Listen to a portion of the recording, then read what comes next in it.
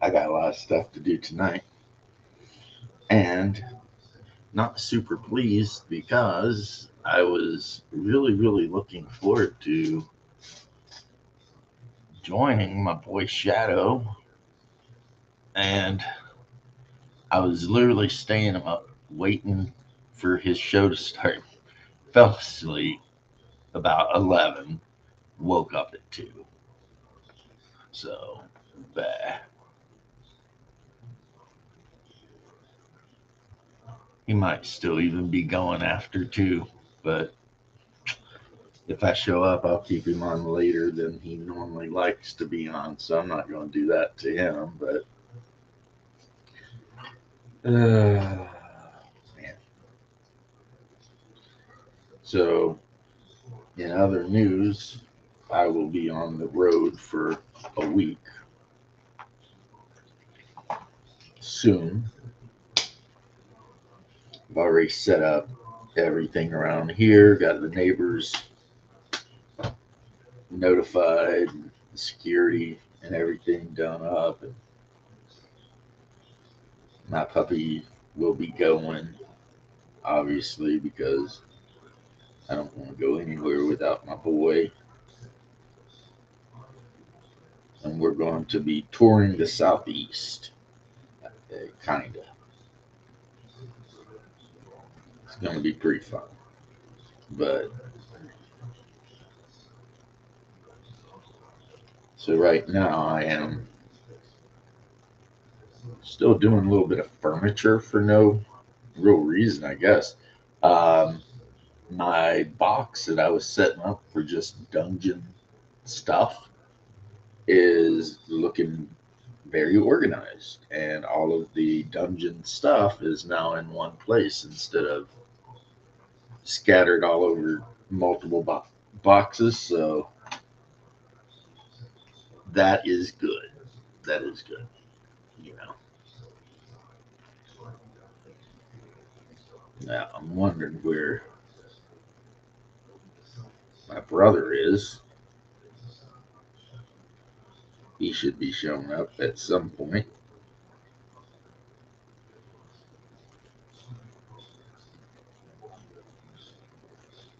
Hopefully, I'll be seeing him,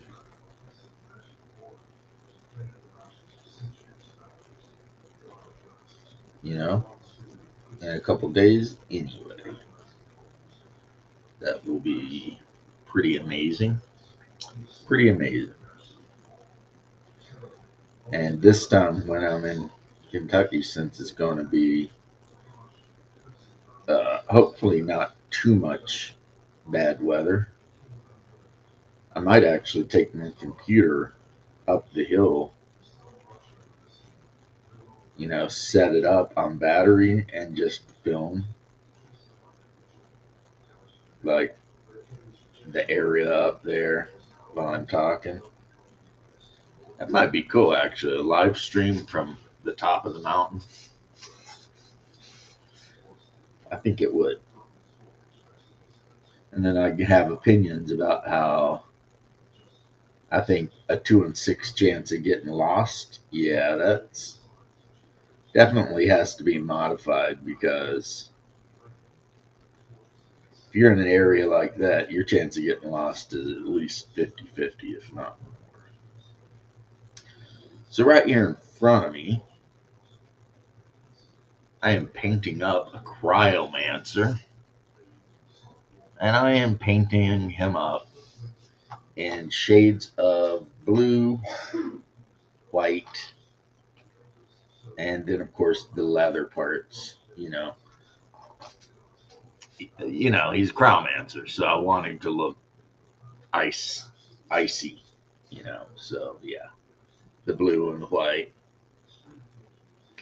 The white, when that's dried though, that's gonna get uh, probably a coat of uh, Templar white contrast, just to kind of shade it in. And then I need to do a staff. I'm going to use Cygor Brown, mainly because I found Cygor Brown first. So, you know, his staff appears to have vines or something growing on it. So I will have to go back and take a smaller brush and paint those in. And this is a good brown, so I'll probably, since I've got it out, he's wearing some like leather armbands. So yeah, I'll just hit those with the brown.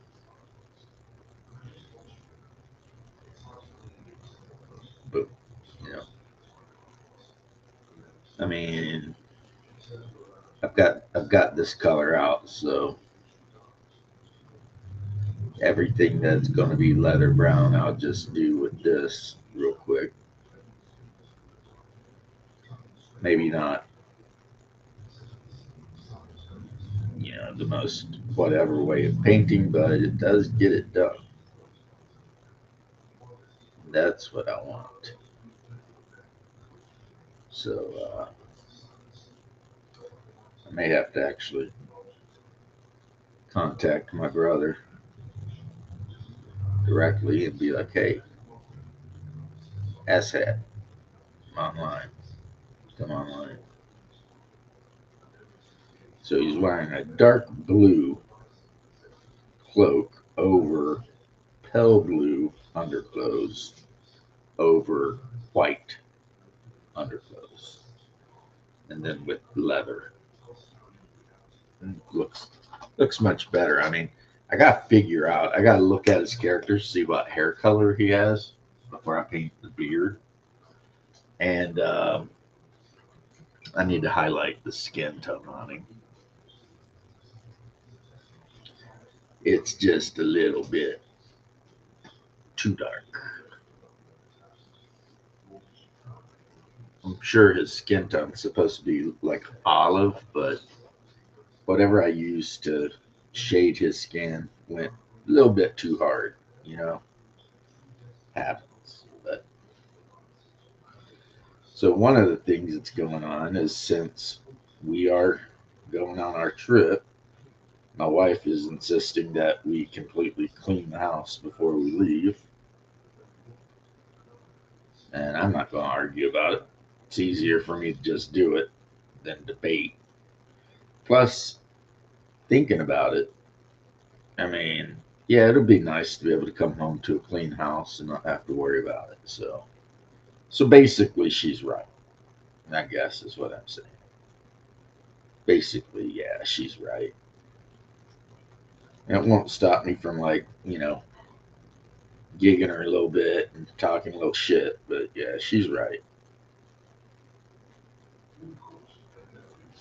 But remember, guys, you always want to cause a little trouble. Keeps them interested. If you just give in too easy, then they might get bored. So no matter what they ask, you always give them a little bit of shit about it. And if you listen to me about that, then you're not doing too well. I've been married 3 times. Ted Turner is in the news. What if he died? Not that I wish, but it's like I say, when you get to a certain age,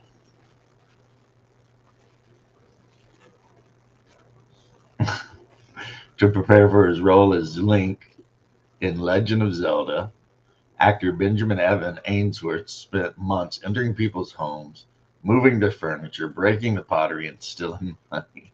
Yeah, that's pretty funny. That is pretty funny. All right.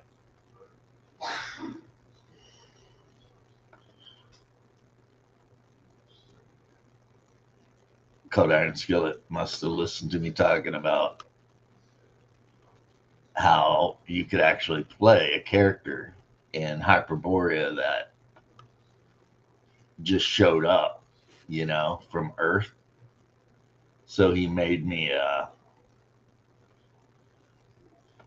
picture of just me in Hyperborea, and it's like James of Hyperborea.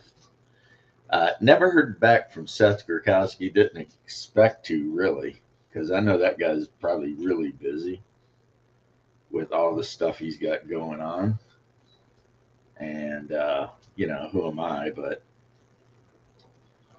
we'll see. Maybe in the near future there'll be a video of Seth Gurkowski explaining Hyperborea. That would be pretty awesome, especially if you were to do Hyperborea and give it like the same treatment he gave Traveler. I mean, I think that would be the gig. As a matter of fact, if I were the guy that was making a game or had made a game, so Jeff Talanian, anyone like that, if I were going to send anyone a game for review, it would probably be Seth Gurkowski. I mean, yeah. But I don't know, maybe everyone don't agree with me on that one. But I think that he is very fair in his reviews, and he actually plays the game before he reviews it. At least he says that, and I have no reason to think he would lie about that. I mean, again, I'm a trusting kind of guy. If you tell me something, unless I know that you're a filthy liar, I believe you, because I don't know, life is too short, I guess, to wander around doubting everyone that you encounter and looking for lies everywhere. Now, that's not to say that I haven't caught liars. Of course, I've caught people trying to lie, and I've been like, hey, F you, or whatever, for being a liar. But most of the time, if you trust people, you'll find, I think, that they're trustworthy. It's kind of a weird thing. If you just treat people like good, like you believe them and stuff, a lot of people, I wonder if it's subconsciously they just don't want to lie to you because it makes them feel bad because they're like, this guy believes me. Now, I'm sure there's some sociopaths out there or whatever that probably will take advantage of that or probably have.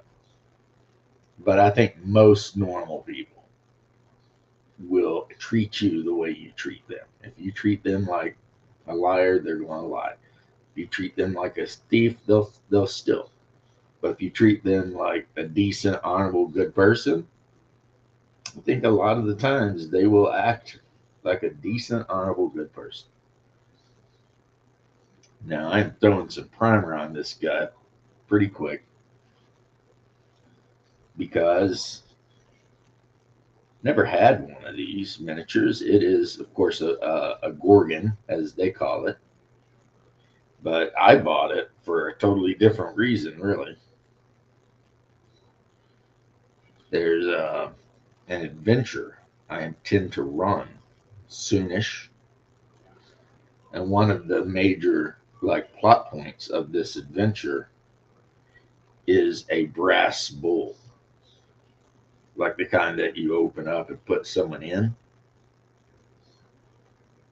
So I went online and bought a Gorgon, and I'm gonna paint it like a brass bull, and then I can use it, obviously, as a Gorgon, or conversely, I can use it in that adventure to represent the torture device.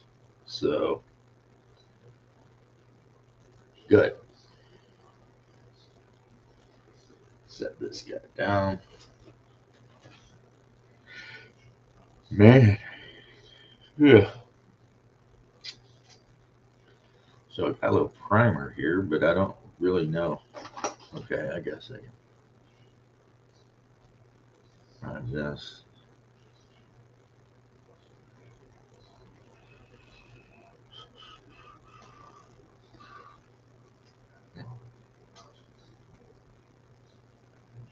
A good hair.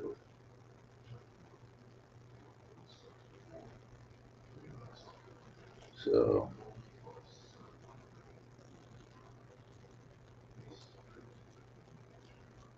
I listened to the Hyperborean sagas again the other night when I fell asleep.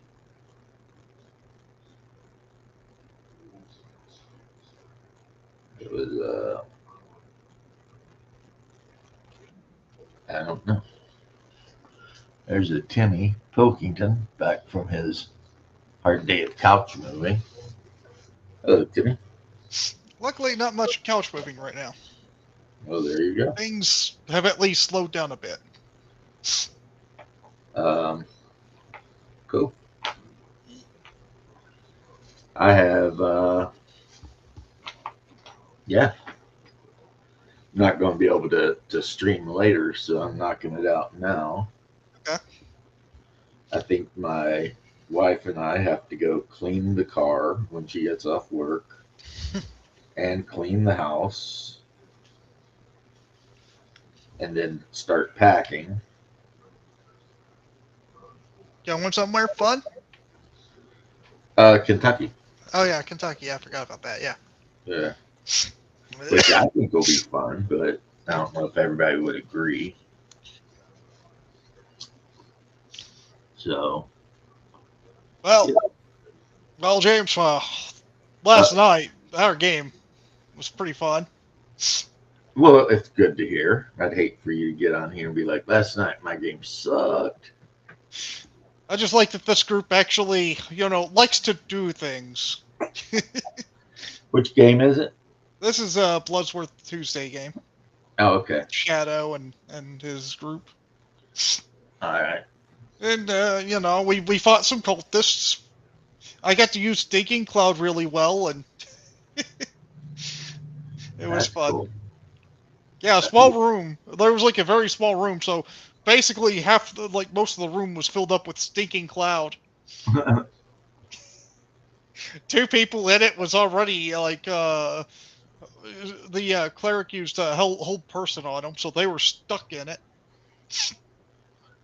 Well, it serves them right for being cultists. Yeah. That's what they get. After that, we killed like a few of them. The rest fled into a secret door that wasn't there before the Stinking Cloud. Well, At it least we didn't know obviously it was was there. there. You just You didn't just know. didn't know about it, And in that room was a giant gargoyle monster, monster thing. Okay. That was a pretty hard fight right there. But we did finally kill it, and took out the rest of the cultists and zombies. Well, I mean, that sounds like Oh, the zombie almost one tapped me. what? Yeah, a zombie critted me, and I went from full health to like 3 HP. That's a tough freaking zombie right there. I know. I was like, I should be okay. I got only a 4 AC. That's not bad. And then it just crits, and I'm like, oh, well, never mind then. Yeah, it does happen sometimes, doesn't it? Yeah. One person got pretty heavily banged up by the gargoyle. That's a dragon slayer. Yeah. Well, gargoyles are no joke. Yeah. They're no joke, really. Well, it's not really a gargoyle. It's like a stone statue thing. I'm just calling a gargoyle out of Yeah. Well, ignorance. whatever. I mean,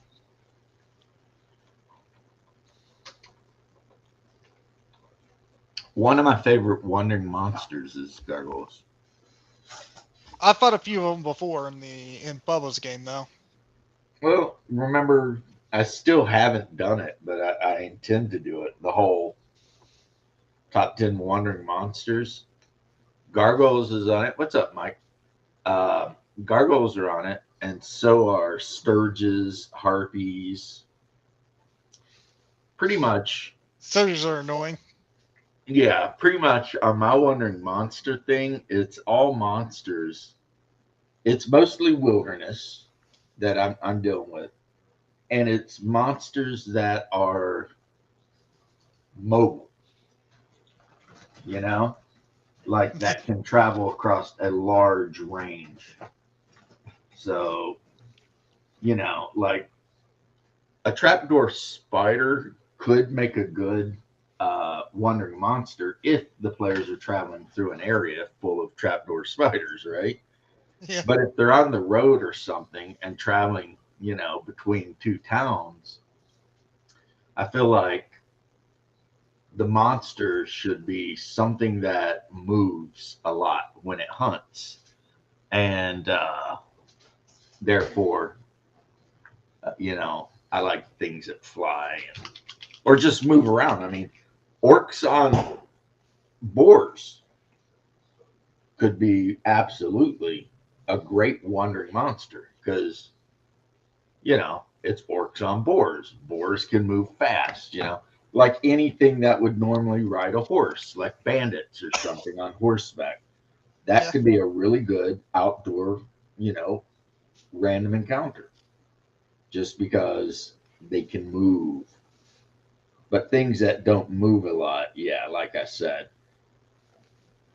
Uh, Now, the thing that I base most of my wandering monster tables off of, which is B2, if you look at it, you'll notice that most of the wandering monsters on that table, the conceit is that you're traveling through their area, like they're already there, you know.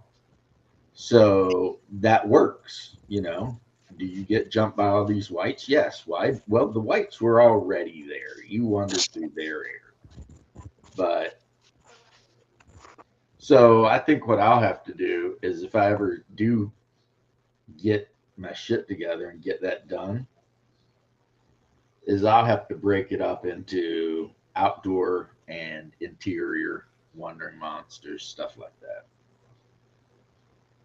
All right, so give him that blue.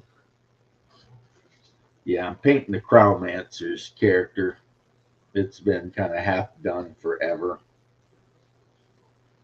And it's pretty easy since it's just dark blue, light blue, and white, because he's an ice mage. So, but is that all you guys did though? Is fight some cultists and then you almost get beat to death by a zombie? Pretty much. I mean, we moved a little bit in the dungeon, and that's what we found. I mean, what level are you now? I'm level 4. And a zombie almost one tapped you? I have like 13 HP. Weak. I'm a mage. Oh, okay, yeah. Weak. I'm a mage with like bracers of defense.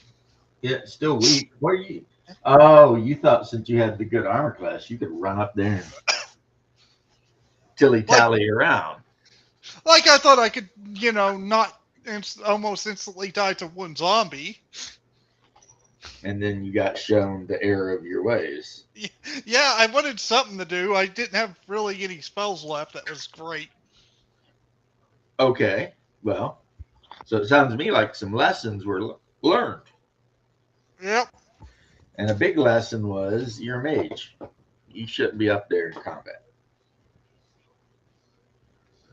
Sounds like that is a lesson that was definitely learned. I I can't even pick up the weaker monsters. well, Not frontline wise. I could probably do something like fling maybe. I mean, you cracked up a little bit there, but I'm wondering why you weren't using ranged attacks. I only have a knife and a quarterstaff. Well, buy yourself some darts, dude.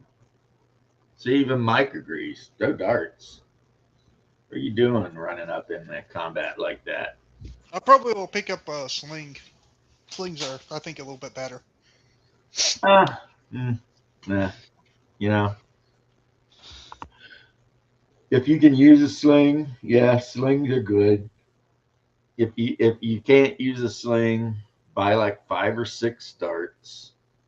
They're small. You can carry them all tucked into your belt or something. And then, I mean, I could uh, do the same thing with knives, throwing knives. you could. So why haven't you? I don't know. I think darts might actually have better range than a knife. I think Fair. that might be a thing. I'm not sure. I would have to open my book and look right now. But it occurs to me that if they don't, they should, just because, it is an item that is dedicated to being chucked at something, you know? Like that's the whole point of its existence. It has no other purpose. Okay, that's spells. See, but I'm going to look this shit up. Oh, yeah. And I looked it up. In the Conan 2.20 game, you can absolutely play a Hyperborean. How do you feel about that? That's cool. Yeah. You're like indifferent as hell, aren't you? You're like, I don't care. I don't It's think I'd okay. ever play Conan Jutai 20. It's a great game. I get that it would be. I just don't think I'll ever play it. So let's see It's a thing. here. The dart costs a gold piece. You can use strength bonus if you have any. Nope.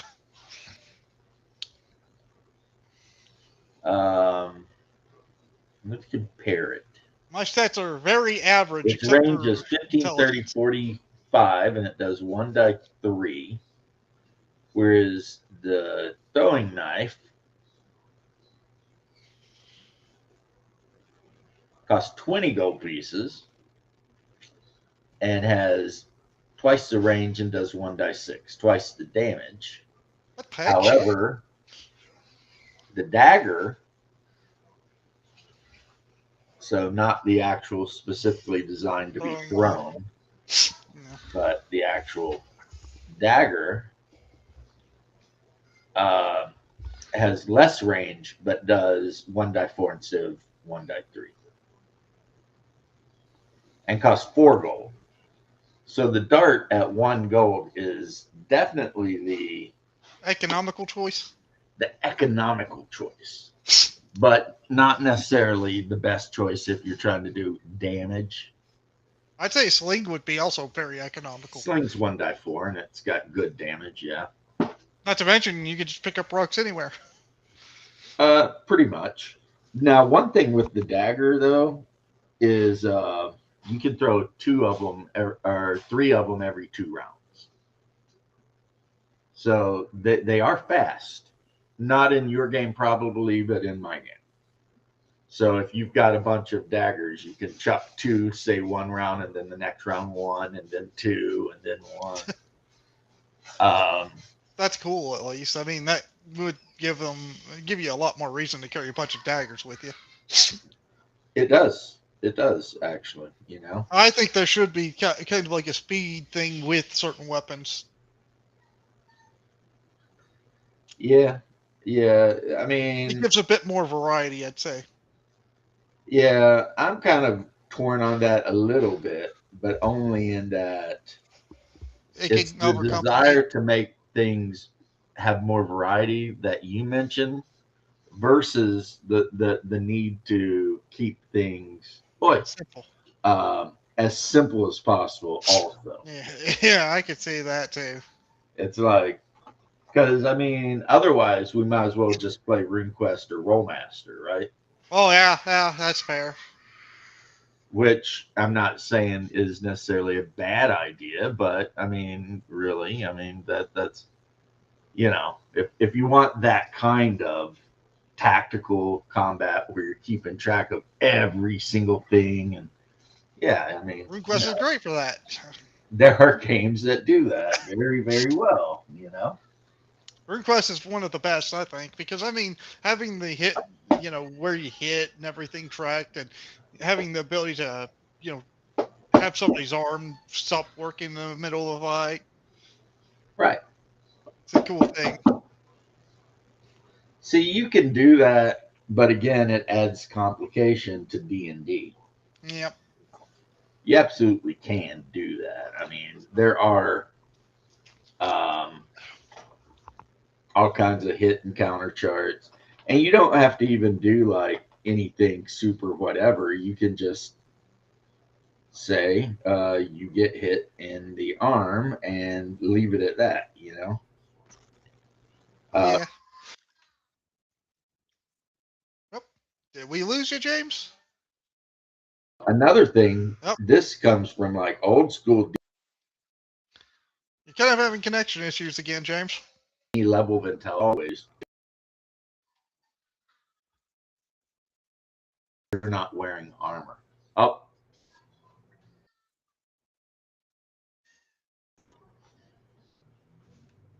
pisses me.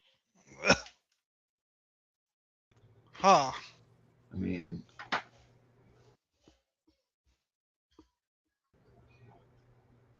yeah, it's Oh, it definitely is, yeah.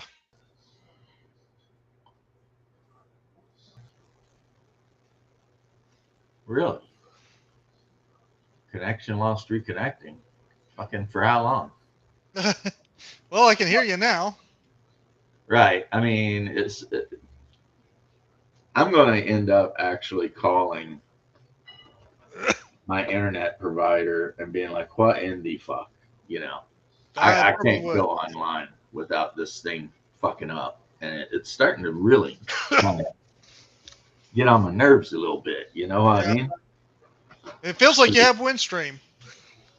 Right. It's like we pay for the best internet, and every time I come on here, there's at least at some point it's going to lose connection. And I'm like, why?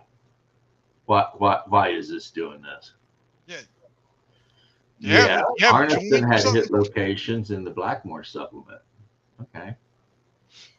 No, I don't have Starlink. I have No, I didn't say Starlink. I said, did you have Spectrum. Joink making a joke? You won't even know what Joink is. Yeah, I have Spectrum, which Spec. is Oh, basically what you can have down here because they that have is that is Windstream. it's freaking That's what Windstream now calls themselves. Spectrum. Yeah, or See, I what they didn't know that. bought I didn't know up by. that, but it pisses me off because for Oh, as I much know. as I pay for this shit, it Yeah, should they're not worth never it. it should never drop ever. No, no, wait. I was thinking of Kinetic. Never mind. All right. It's Kinetic, not Spectrum. Yeah, Spectrum. Warhammer crits. I like how they work because you only get crits if well, there's a couple of situations where you get crits, but the main one is if your wounds are reduced to 0, you start getting crits, and the lower below 0, the harder the crit. So, yeah, with Warhammer, you can end up in a lot of trouble. Oh, apparently I got disconnected for a second. Yeah, I saw that. With D&D, um, if you want to keep track of where people are getting hit, you can, and then not even say anything about it. The thing with D&D is that unlike Warhammer, where a hit actually represents somebody hitting you, or RuneQuest or whatever, in D&D, your character getting hit doesn't necessarily represent your character being hit. It can represent you're getting tired. It can represent, bruises and cuts and whatever, right? Mhm. But a lot of people know this because people who listen to me are typically incredibly intelligent and handsome individuals. Um, Rollmaster was designed to be a supplement for AD&D. When Arms Law and Claw Law came out, that was 100% designed to be a supplement for AD&D. And then after time, they realized that they had created all these supplements for AD&D, and if they just put them together with a character creation system, they'd have their own game, which is what they did. But yeah, the very first Rollmaster stuff was just supposed to be used with AD&D. Pretty funny stuff, I guess. You know, and that's why if you ever look at any of the Rollmaster Arms Law stuff, especially the older stuff, it has the D20 conversions in it, so that when you're making attack rolls and everything, they added the percentile as kind of their basic thing, but it had the rules for using die 20s for everything, you know. So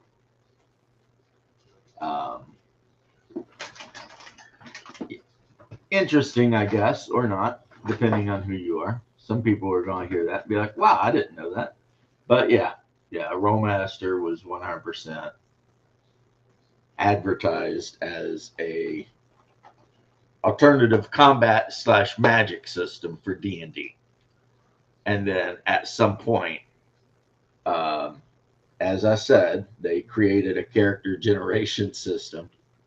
They're like, wait a minute,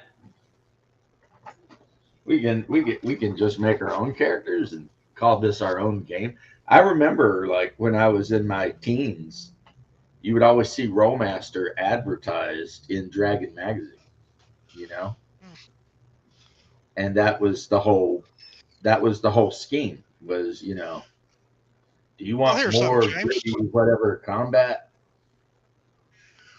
Blah, What's blah, the best blah. magic system you've ever seen? I like the Rollmaster magic system a lot. Fair. But when I say that, I'm probably actually talking about the Middle-earth role-playing magic system.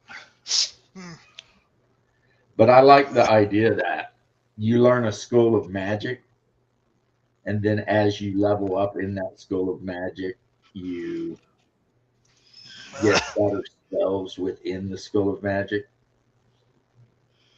So it's like you can have a character and he can learn.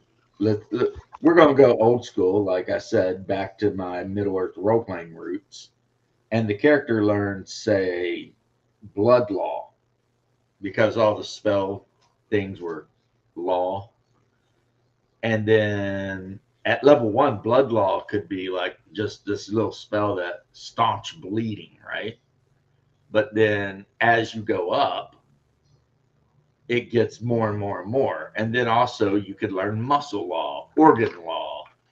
And each one of these spell laws, these schools, would allow you to actually heal the thing that's talking about, whether it's blood, organs, bones, whatever, right? And then, of course, that's just the one that comes to mind. You could have other ones too, you know.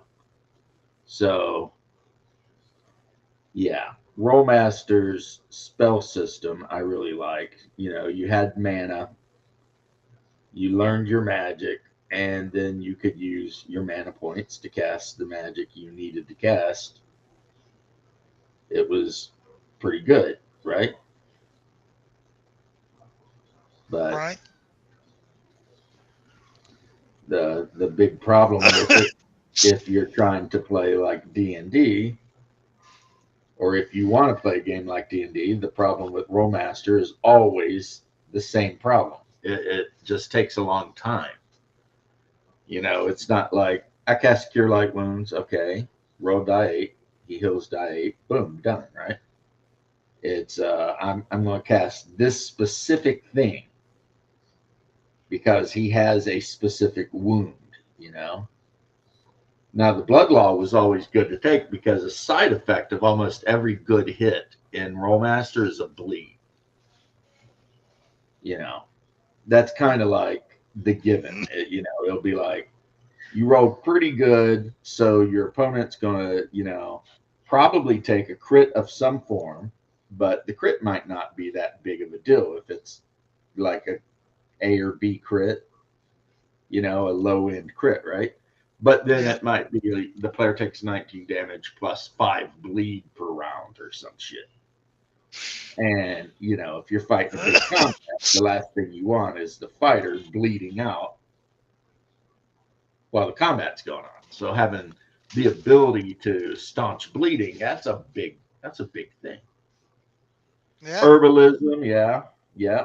Herbalism was a whole thing.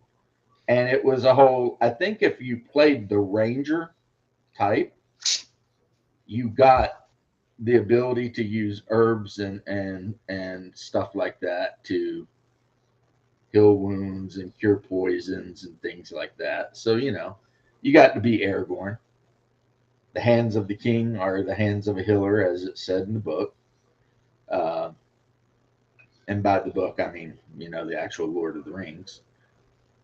Um, so yeah, there was a lot of stuff like that. Plus, in Lord of the Rings, there was no super powerful magic. So there was no um, like I'm going to fireball somebody to death. You know, like almost all of the RuneQuest, magic. Hmm? yeah, RuneQuest, magic could be strong against one person, but there's not like a big AOE type of fireball type of spell. Yeah, the thing with Middle And Earth role also were playing, harder. as you know, is magic really isn't a thing in Middle Earth. It is, but it's incredibly subtle. So you really didn't have a wizard class in Middle Earth roleplay. Technically, in RuneQuest, you You wouldn't could have a either, but lore master, but I guess. yeah, you could have like a lore master, but their whole thing wasn't being a wizard. Their thing was being a lore Flaming master, pine and they might cones. have some spells. What Yeah, kind of that's sorcery is this? the old flaming pine cone that Gandalf did.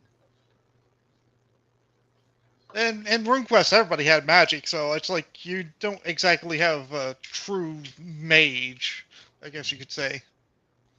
Yeah. See, RuneQuest is like, in a lot of ways, the exact opposite of Rollmaster. Yeah, yeah, I could see that. Because RuneQuest, it's all about rolling under. In Rollmaster, it's all about rolling over. Uh, you know. Now, I have the most recent release of Rollmaster. I picked it up just cause. And I can say the rules are basically the same as always, so pretty good if you like those kind of rules. But man, oh man, they add so many weird like races that you could play. It's like half of the player's book is just weird ass races. And part of me is like, well, okay, throw them in there, whatever. If you don't want them, you don't play them, right? But another part of me is like, they would have been better off just re-releasing pretty much Middle Earth role playing, and not trying to please everyone with everything. So I don't know. I mean, but the game's basically the same. You make your character, and then every time you try to do something, basically you just got beat 100. You roll a percentile dice, you add your attributes to it, and if the total is above 100, you succeed. That is pretty much Rollmaster in a nutshell. That would probably be confusing to me. I'm so used to just being like, get as close to win as possible. Yeah. See, I roll in your game, I get a win, I'm like, yes! And you're like, no, that's bad. Oh, shit. yeah, it would be. Yeah, in Rollmaster, let's say you start the game as a dwarf, you put your raises into axe, and you have a decent strength. You could have a plus 65 to your axe skill, right? So when you roll that die 100, you're adding that roll 265. And then that tells you, right? So first off, you need a 35 to guarantee a hit, 36, right? But that could be a lesser hit. You're just going to do some stamina damage, right? But if you roll like a 150 total, then that could be a major crit. You could just kill your opponent. And that is a starting character. Starting characters, some of them can really start out that good in a skill. But one thing that Rollmaster does that I think RuneQuest does too is if you want to wear really heavy armor, you actually have to put points into it. And if you want to use certain weapons, you have to have a prerequisite strength. Like just anyone cannot pick up a greatsword and start wielding it. You have to have a pretty good strength before you start swinging that greatsword around. You know, so there's a lot of stuff like that. And most starting characters, when they start out, they're not going to be slinging, great axes around and stuff unless they went out of their way to make their character, be that guy. So again, it's got a lot more complexity, but the complexity is there for a reason. And depending on how you feel about it, you'll either love it or hate it. I mean, me, I kind of love it, but at the same time, I also like just being able to, play a game without having to look at, Now, all the James, charts and stuff. in Middle Earth role playing, can I play a dwarf boxer? No. Okay. Do you know why? Why? Because as should be in reality and as is in AD&D, if anyone bothered to actually read the book, attacking armored characters With your with fist your is bare bad hands idea. is a damn death sentence. Yes. I think the only one who might be able to get around that is a monk. And I'm not even sure. Like the monk might even get those unarmed versus armored opponent penalties. Which if they do, then man, they suck even harder than I always thought they sucked anyway. But yeah. At least Dragon Slayer monks don't suck. They're good. They can heal. Look, bro. All monks suck. What are you talking about? The first thing you have to get used to. Dragon Slayer monks are pretty cool. If you think so, but you're wrong. I mean, they're the medieval monks, not the Eastern style martial arts monks. Well, in that case, then never mind. I take it back. Yeah, you didn't know the Dragon Slayer monks was just like I the own Middle the book. East, I haven't medieval even one? really. I read through it like one time when I got it, which was when it came out. How long has that been? That's been a long time. Yeah. I mean, yeah, they didn't go by the monk of martial arts. They're more like religious figures that heal. So they can use like what are they like using like quarterstaffs and shit like Little John? Yeah.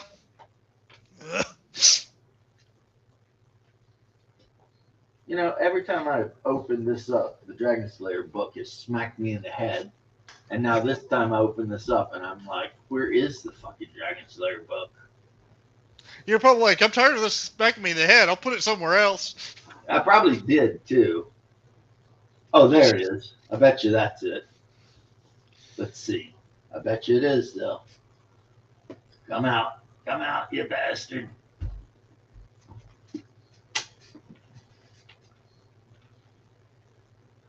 I mean, of course I bought it, and I have the extra super fancy, super good, Dwell Delve or whatever, hardbound. Monks as Occidental monks or Oriental monks, that is an interesting idea. Make them like pretty much like an assassin type thing, or not assassin, a cleric type thing. Yeah, the monks in Dragon Slayer are more European style monks than the martial artists of the other games. Right. So let's look at this guy. Well, his title can be a friar. I would just call it a friar and not a monk anyway. Subclass cleric.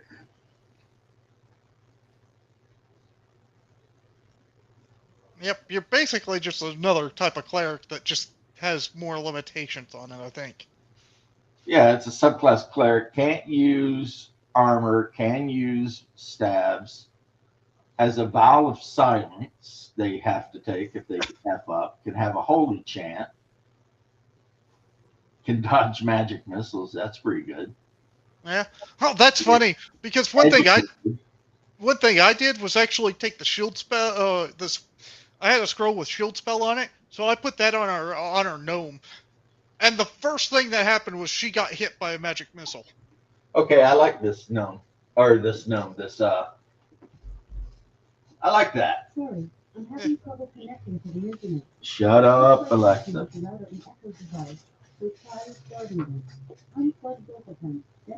Oh, good. You have that spying device on you.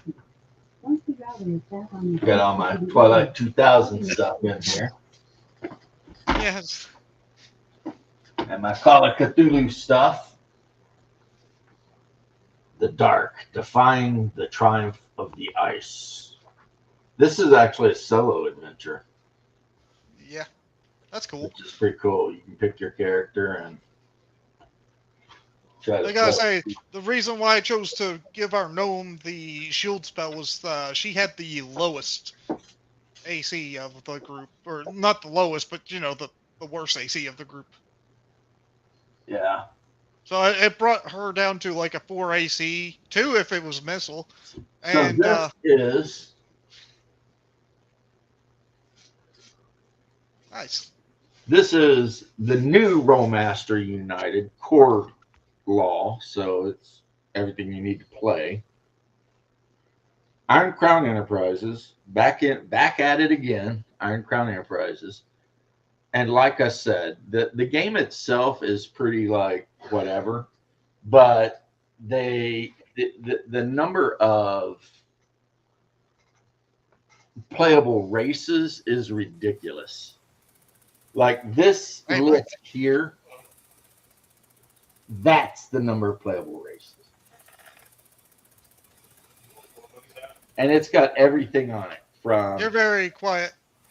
Yeah, Mike, you're a little quiet. You got like Avenarchs, whatever the hell that shit is, all the way down to like shit I'd never even heard of, like Ediva, Havastan. Well, Havastans are basically Vikings, except they have horns. So that's stupid. I mean, obviously, if I were running this game in a fantastical world, I would drop it right down to the basic tokenish creatures. Test. Hey, I hear you. There you go. I had to give the microphone permission. Now it doesn't have my picture. What is going on? I do not know. Have you tried turning it off and on again? I did, and it seemed to work. There it goes. Friggin' Timmy. Hey, it worked. That's how you fix every IT problem. Turning anything off and back on. It works for everything. See, if you want to play a frogman, they call him a gray tar. Play goblin. Cool. I could play Frog from Chrono Trigger. No, you couldn't, because if I were running the game, I would tell you to get bent. Oh, but I would speak an old-timey language. Races. Then you pick your culture. So cosmopolitan, harsh, highland, mariner, nomad, reaver, rural, whatever, right? And that gives you your basic set of skills. That will be numbered like one or two or whatever, right? And each level of a skill you have is a +5 to your die roll. So, and so that you'll get your starting skills that way, and then you will pick like your career. So if you choose to be a fighter, it gives you your skill costs and your basic skills that you can have. So you got a skill list, and you get your whatever. And then once you go through the whole thing and you put your character together, you pretty much add up all of your skill levels as 5% bonuses. And so this guy right here, Kirix, who is a level 2 portly male. Let's look at his weapon skills. He gets a +60 with a spear. Oh, one thing they did in this too, because you can raise attributes, is when you roll an attribute, you have your temporary and then your potential. So you start with a number, but then you add a certain number to that number, and that's your potential. So you can raise it from whatever you start to, but no higher than the potential. And the potential is always just like a little bit higher than whatever the temporary was. So it's kind of like you start out with 60 strength with potential of 70. Something like that. I mean, it's a cool game. I've ran the hell out of versions of it over the years, but nah, I'm not running it anytime in the near future, because I will be playing Hyperborea. Yeah, exactly. I went online actually the other night, downloaded some PDFs of some more adventures to talk about. Yeah, I was gonna put my 2 cents in on the monk. Karate versus dragons. Stop it. Right. It's ridiculous. I mean, if you're playing Oriental Adventures or something, sure. Yeah. But come on. You know what the problem is, though? The problem, Mike, is that even if you're playing Oriental Adventures, right, the monk is based on the Shaolin monk. The Shaolin fought with weapons. Yep, they had their own weapons. They did train with their hand-to-hand combat bullshit, but when like there was the Shaolin Civil War in China, where like 1 million people died back in like the medieval period. I mean, the Shaolin were running around with spears and freaking long swords, and these guys were not fighting. No Shaolin monk is going to charge at a group of pikemen unarmed. That is stupid. But the fantasy is the like the power fist, or like almost like a superhero thing. Right. So yeah. And I guess that's why I like the Dragon Slayer one a little bit better, than because it fits the Western fantasy. See, the Hyperborean one is basically the Asian style monk, mainly because it's based on a culture where that's a thing. But I don't know anybody who's playing the damn thing. But let's see. The fighting monk is a priest and warrior, an ascetic dedicated to physical expertise, mental discipline, and self-mastery. And it says here it could be a Cenobite or friar serving a monastic order, contemplative who abstains from speech in favor of meditation and prayer, a mendicant begging for alms, or a mountaintop lama reincarnate. So this monk could basically be anything. Could be a kung fu monk or whatever. Or a fryer. Yeah, is it like the AD&D where they like slow down aging and all that kind of thing? Let me look at his. Where they got Well, first off, he's got die 8 hit points, so definitely not like AD&D with the die 4. and like what was it? Don't they have the challenge for level? And I know, like in AD&D, I think this one does. Can't use armor, can't use shields, can use axes, great axes, hammers, great hammers, maces and great maces, pikes, spears, scimitars, and two-handed scimitars, swords and two-handed swords. And let's look at the abilities. They can deflect arrows. They can supernaturally alter their cells to heal physical damage. Mhm. They can control their fall.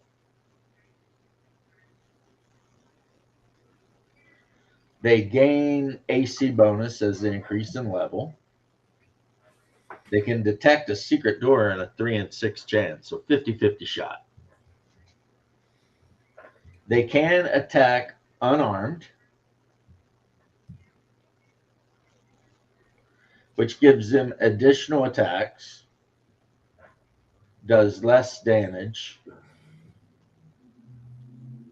but it doesn't say anything here about ignoring the rule about attacking unarmed versus armored opponents. So I suppose, yeah, you can attack unarmed, but if the guy's wearing plate mail, you're probably going, They can run really fast. They got a run speed of 50.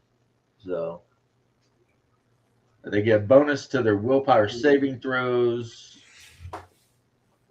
They can feign death. And then it's enlist henchman, lordship. At 11th level, they can slow their aging down so that they only age 1 year for every 13-year cycle. They can climb. They can hear noises. They can hide. They can move silently. But their attack, their starting THAC0 is 20, which is not great. And their fighting ability, actually their fighting ability is okay. It's about the same as a cleric's. But they take a lot to level too. Yeah, I don't know why I would want to play one of these. When you could just play, like in this game, they have the priest, which is a cleric subclass, and it's exactly that. It's like take a magic user and then make it where they can only cast cleric spells. That's a thief. That's a priest. It's they've got everything about them is like a magic user. Die 4 hit points. They can only wear cloth. No armor. But at the same time, the amount of cleric spells they can cast is vastly improved. This is something I used to talk about doing when I talk to people in my Kaliningrad campaign. Just making a regular priest that goes out and priest spreads the word. Yeah, right. The guy who walks around and spreads the word of Sol Invictus or whoever, and then in that regard, it made the cleric more into a Templar or Hospitaller, and then it made the paladin like a straight up, holy warrior, a Templar, I guess. So it was kind of, you had the Crusader would be a paladin, and then the Hospitaller, whatever, that would be your cleric, militant order, but not quite, paladin. And then your actual priests were priests, and they worked in every way like a mage. That's all I did in the game. As I said, a priest is just a mage that focuses on, ecclesiastics spells. And it worked really good. So here it is in this as an official subclass. So great minds, I will speculate. But to be fair, I believe the second edition, or was it the first edition, Forgotten Realms, introduced the priest in their hardbound Forgotten Realms book. Like if you were a priest of, I know they had the specialty priests. right, you could be like a specialty priest of Bane or a specialty priest of Cord. And it would change a lot of stuff about Yeah. how your character worked. And I always thought that like elven clerics should be able to use swords because their god uses a sword and a bow. I mean, I just didn't worry about that. Just let him use it. You know, I thought I was doing it right. I guess I might have been doing it wrong. I have always allowed clerics to use whatever the favored weapon of their deity. Yeah, that makes sense. You don't need a You would think. book. Hey, do you go by Tim or Timothy? What do you prefer? You could use either. I don't care. Okay. I was going to ask you, in your Dragon Slayer game that you're playing, I guess you said with Bloodworth. Yeah. Do you guys have any monks? Yeah, we do. Mallow, he's the one that healed me. Okay. I mean, I just wondered how their work and play. It seems to work well. I mean, we have a monk and a cleric, so they work. Seems to work fine. I mean, that style of monk, is just basically like we said, it's just a subclass cleric. Yeah. Do you? Yeah. Hello, Satya. How you doing, bro? I mean, they turn undead. They have healing abilities. The cool thing they have that the cleric doesn't is with their staff they can seem to block some damage sometimes. Mm-hmm. And they kind of carry their not 10-foot pole, but 6-foot pole with them. Yeah. Well, yeah, and that's what we just found out in Hyperborea is that the monk can be played as a Shaolin style monk or as a straight up Occidental style friar. Yeah. Use the lawn darts. That's what I kept saying, Chris. Those things are deadly. Yeah. That's what I was saying to Timmy over here, and he's like, "Well, I'll just buy a sling." I think the sling, which is cool. That's cool, but the character I made, everyone else knows this probably. I don't know if Chris does, but the character I made, the Roman warrior, he carries 4 darts on the inside of his scutum. Yeah. And if you look it up in history, a lot of Romans did that. The legionnaires, and the darts are weird because they got a lead ball just behind the point, right? And you don't throw them like you would a spear. You grab them by the back and you overhand them like a lawn dart. And the idea is you want to throw it at a high arc so that it comes straight down on your opponents. When you say that, though, it makes me think of that one episode of Venture Brothers. The most dangerous game, lawn darts. Yeah. But it is a fact that a lot of Romans, we now know, on the inside of the scutum, above the front where their fist was, there was like a whole thing where you could attach those damn big lawn darts, and they'd have 3 or 4 of them in there. And in addition to carrying this, the freaking javelin that I just forgot. Pilum. Yeah. Which was also never meant to be fought with. Me and Timmy had a long discussion about that too. They were hinged. So they were designed to go through an enemy shield. Then the soft iron would bend, and the wooden peg that held it hinged together where the tip met the haft would break, and then the whole thing would just flop around. And the idea of the pilum was to force your opponent to drop his shield.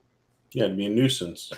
To just be a nuisance. Now, if it did kill somebody, that's bonus. That's gravy. But really, you're just trying to, get them to drop their shield, especially since a lot of the guys the Romans fought were fighting with like woven shields that were woven out of freaking, wicker or whatever. And if you could get them to drop that shield, then they were going to be food for the beast, because people have to remember that every legion would have a number of auxilia standing behind that legion with bows, typically from the Middle East.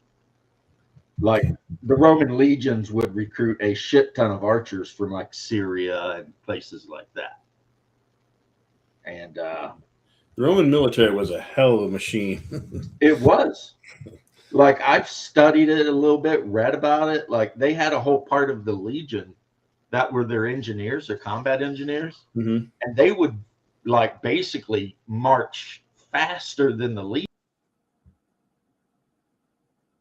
We lost him Uh-oh. again.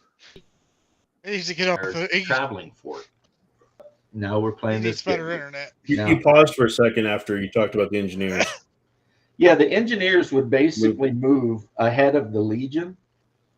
They would find the location where the legion would build their Roman fortress, the palisades they always built, and then they would set up just like modern construction guys. They would set up a plumb bob and everything. They would map the whole place out. They would lay it out like where the latrines would be, where the cooking area would be, the whole 9 yards. And then that way, when the actual legion caught up to them, they could set their packs down and immediately go to work. And these guys, these engineers, there'd be a team of them, like 10 of them. Their whole deal, they carried the shovels, the picks, all of the construction tools, plus their weapons. Yeah. And that was just their deal. They would run up, they would survey, they'd make sure that the fort was near water, they would make sure that it was on a slight slope so that the latrines could be down slope from the cooking area. Right. I mean, and they would map this shit out. And they're all And trained and practiced to just get there and start just build. Yeah, their deal was they were actually higher paid soldiers, and their deal was to get out there, find the best area, and then lay all the blueprints out.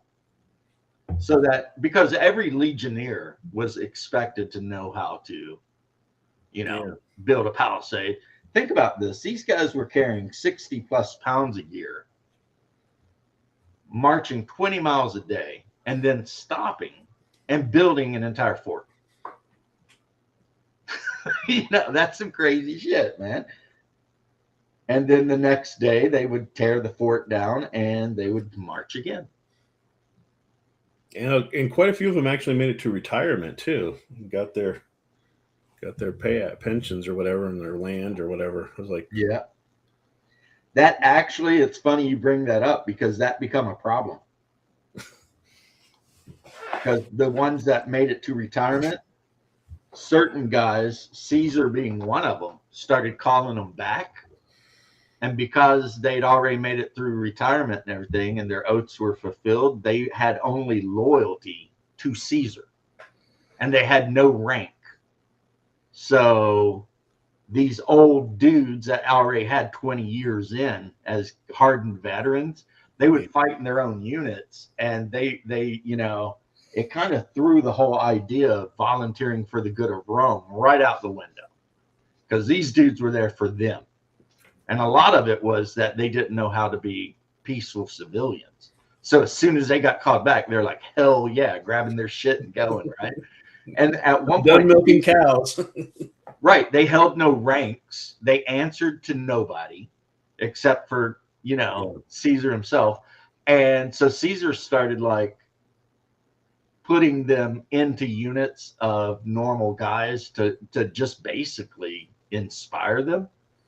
And these guys, there's like one battle they talk about where one of these men attacks a whole enemy line by himself. Because, I mean, he's old, he's injured, he don't give a shit. So he runs up there and just starts fighting. And even though they kill the dude, it inspired the rest of the legion to just go buck wild. And this is the kind of stuff they did. But the downside was it totally destroyed the Roman system, And yeah, that's one of the reasons what happened with Caesar because he called all these guys up that had no loyalty to anyone but him and dying, But they got better food, they got better everything. So your standard legionnaires were like, according to the contemporary writings, they really And again, on the one hand, they really respected these guys, 50-year-old dudes. They'd seen it all. Nothing surprised them. These were badasses, right?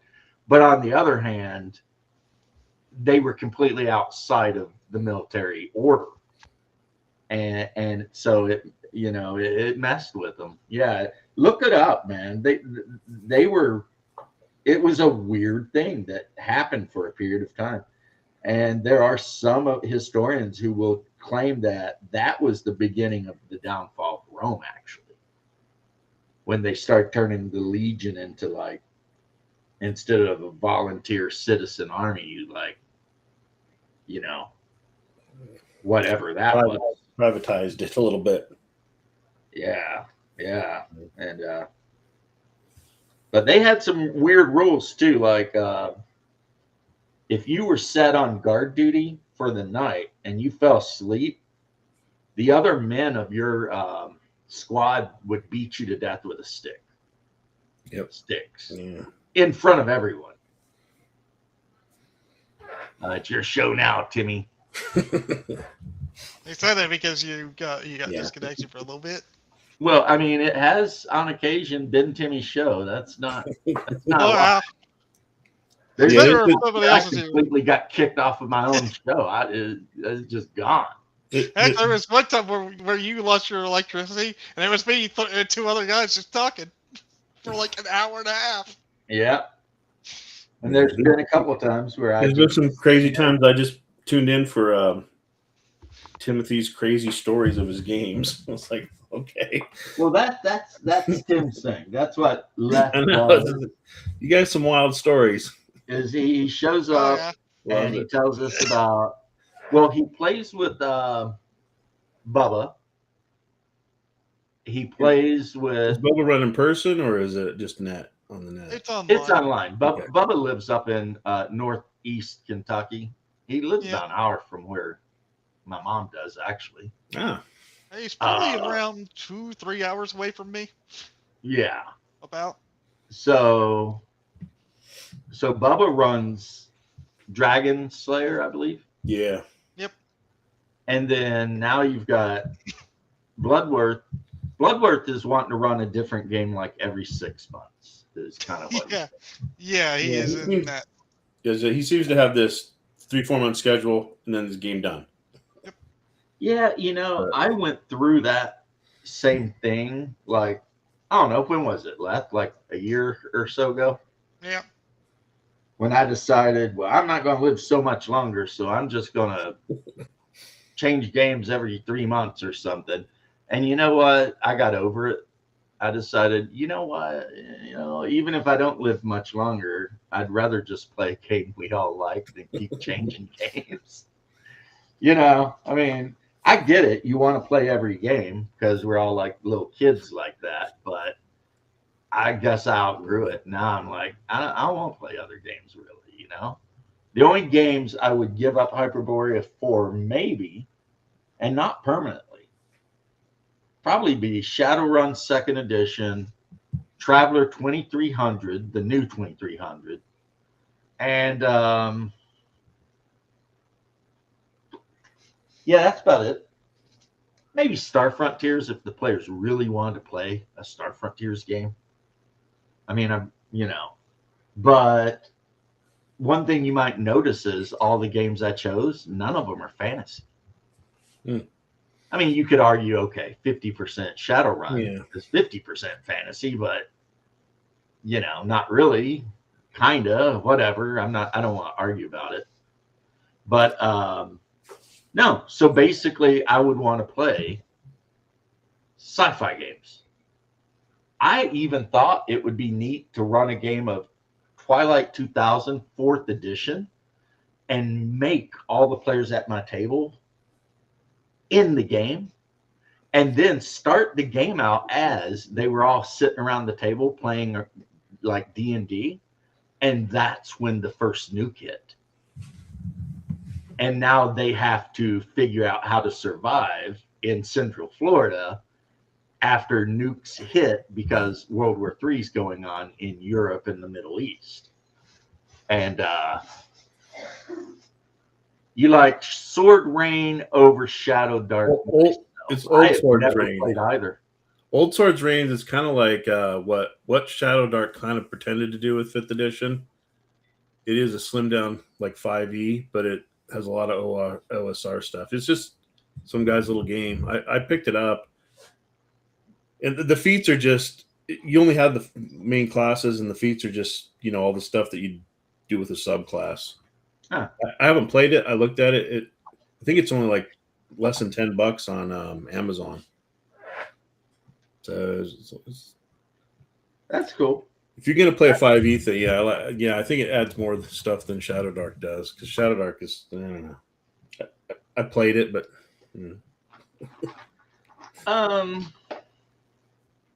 it died a lot in it, so I was like, yeah. I have never played Shadow Dark. I have a lot of respect for the idea of it, but no interest in it. So if there's another game that you tell me it's like Shadow Dark, but I'm going to be like, yeah, I have no interest in it. Well, it tries to take the 5e thing of, you know, like advantage, disadvantage things, but it I think it's a better game, that Old Swords Reign. I think it's a lot better. Yeah, but you know what the problem is, though? It's still that. Yeah. And I'm not interested in any of that.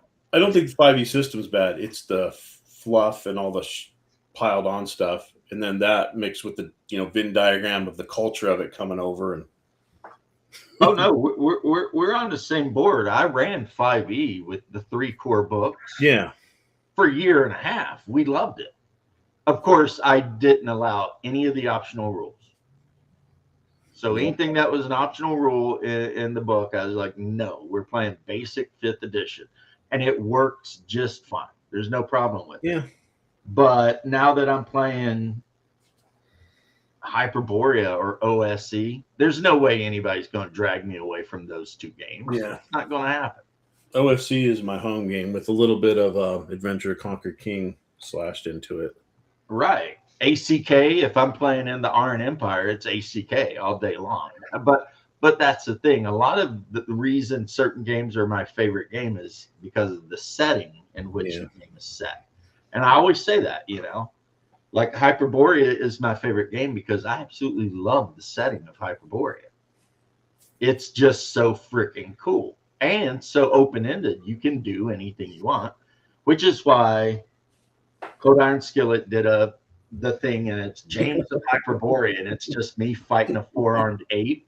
Because of that whole thing I said the other day about you could actually take a modern human, set him in Hyperborea at 0 level, nothing, and say, okay, go.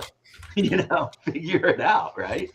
And then after he earns a couple hundred XP, then you can be like, okay, now you can pick a career if you want, you know, find a teacher. Shadow Dark gets more love because it hit the scene. Yeah, it had the hype train. Well, Old Swords Reign came out before it. At the exact right time. Yeah, it's got an attractive lesbian writer, and that matters, believe it or not. And Kelsey or whatever is nice.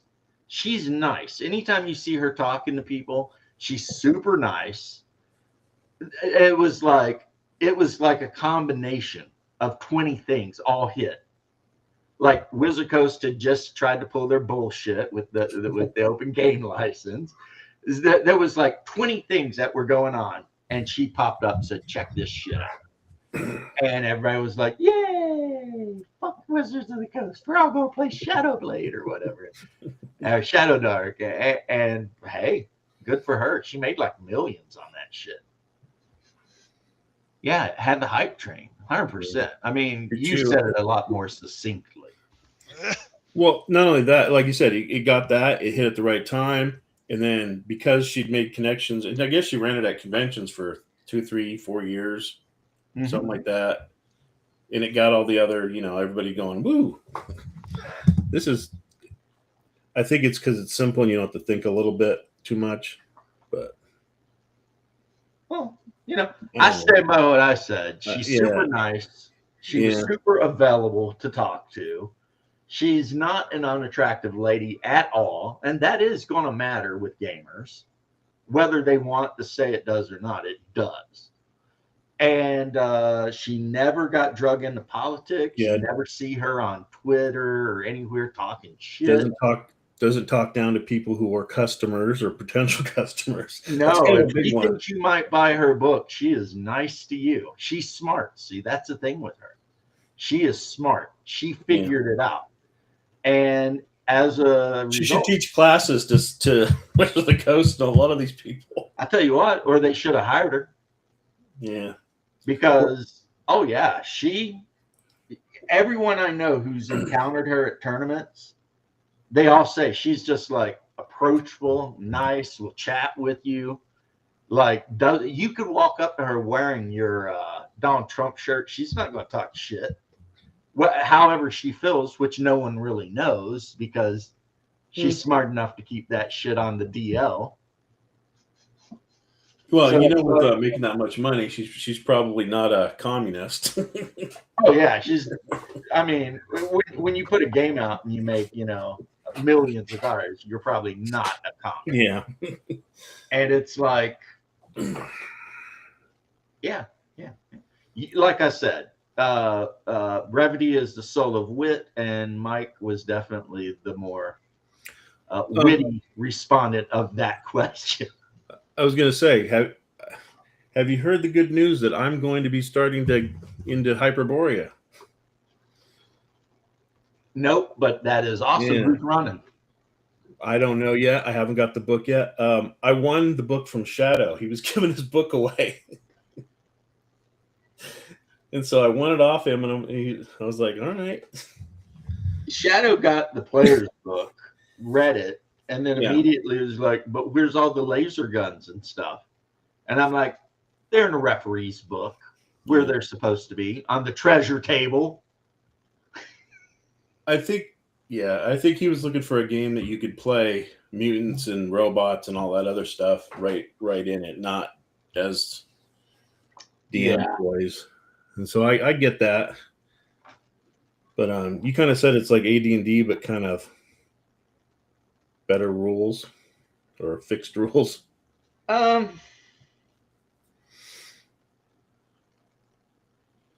what I said too. But then the guy who created the game says he actually based it on OD&D. So like Holmes, which was just an edited version of OD&D, right? But and I can kind of see that for a couple of reasons. There are tons of checks in this book that are like something in 6. But then one thing he changed is like thieves. All of the thief skills for the most part are like in die 12. So like the scout in my group, in order to track, he's got a 7 in 12 chance currently. As a matter of fact, this game uses die 12 more than any game I've ever seen. There are a lot of classes that have a something in 12, like turning undead is a D12. Yeah, that's usually the forgotten dice. Yeah, well, not in this game. And what else? Well, initiative is exactly what you expect it to be for a game based on a basic game. Roll dice 6, right? Oh. Dice 6. Oh. I left and came back. Reaction is roll 2 dice 6, add charisma bonus, higher is better. So that's a thing. One thing they did change is instead of rolling under an attribute, which I absolutely love, that's like my favorite thing in a role-playing game. It's like, oh, you need to do this, we'll roll under this attribute, right? What they've done here is for certain physical attributes, if you want to do a test of constitution or dex or strength, depending on your attribute, that determines what your chance in 6 is. So if you're an average character with a 9 to 12, you got a 2 in 6 chance of doing a thing. Okay. At 18, you got 5 and 6 chance. And then all of your physical stuff has extraordinary feats. So, if you're a person with an 18 strength, depending on your class, you could have a 40% chance of doing an extraordinary feat. And extraordinary feats would be like lifting portcullises, bending bars, like all the crazy stuff that you might want to do that. Well, if I don't get a chance to play it, I'm probably going to at least steal some of that stuff. Oh, there's so many like good ideas in it. Yeah. Whereas intelligence just determines whether you're literate or not and how many languages you speak and bonus spells. So anytime I want my players to roll an attribute check versus intelligence, wisdom, or charisma, I tell them to roll die 20. But Did you ever play that, Tim? What? Hyperborea? Oh no, I never played it. Haven't been We'll converted yet. soon though, because Bloodworth is going to run it. Oh yeah, he'll probably eventually play it and run it.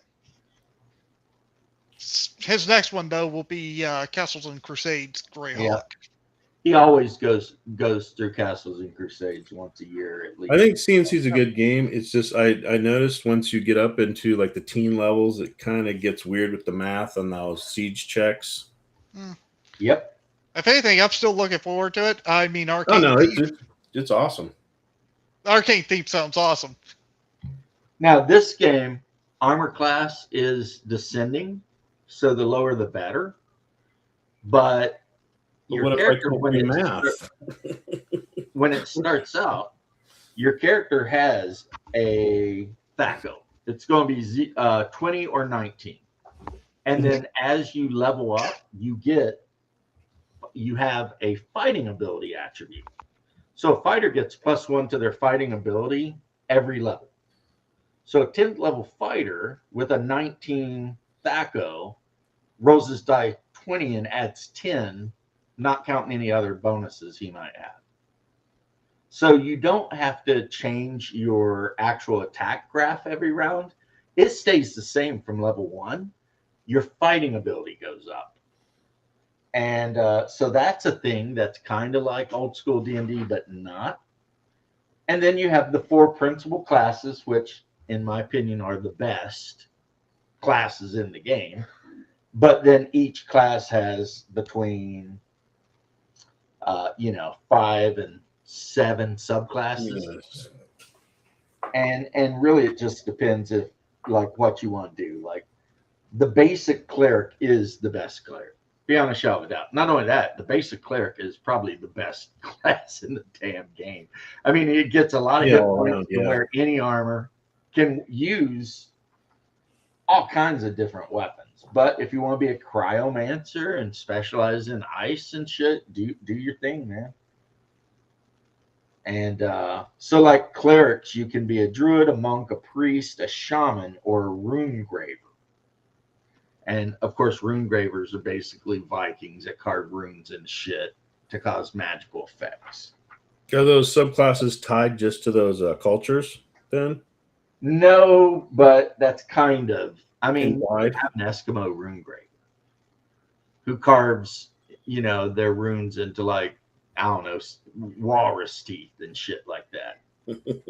And then for thieves, you've got the assassin, the bard, legerdemainist, purloiner, and scout. And one of them is just a thief mage, and the other one's just a thief cleric. So if you made a character that worshiped Rel, the god of thieves, who's actually Hermes, you could either make a thief or you could make an ecclesiastical thief, a purloiner. But yeah, man, it's like, and then of course you've got like the fighters get a die 10 hit die. They get a bonus of +8 to extraordinary feats of strength. They have heroic fighting, cleave. Yeah. They get weapon masteries, and they get additional ones as they level. So +1/+1 weapon specialization. They call it weapon mastery. They get grand mastery. which is +2/+2 that they can earn as they level up. And then they can enlist henchmen. They're melee experts, which mean at level 7, their attack rate goes from 1/1 to 3/2. And then it's got their starting fighter pack that every fighter can start with. But the thing I like is the picture of the fighter in the book is a Roman legionnaire, basically. Yeah. He's wearing Lorica segmentata, a type C. He's got scutum, and he's got gladius or spatha. So, and the mage, they're good, I think, because they don't specialize in anything, which means they can cast everything. Cool. Steven, you're not wrong. Fighter, common man, basic equipment pack, good to go. And then you got your cleric. And the thing with the cleric is, look at favored weapons clerics can use. The club, dagger, flail, including the horseman and footman flail, hammer, including the horseman and warhammer, lassos, maces, morning stars, quarterstaffs, spears, both short and long, spiked stabs, short, broad, and long swords, and whips. And that's just right off the bat.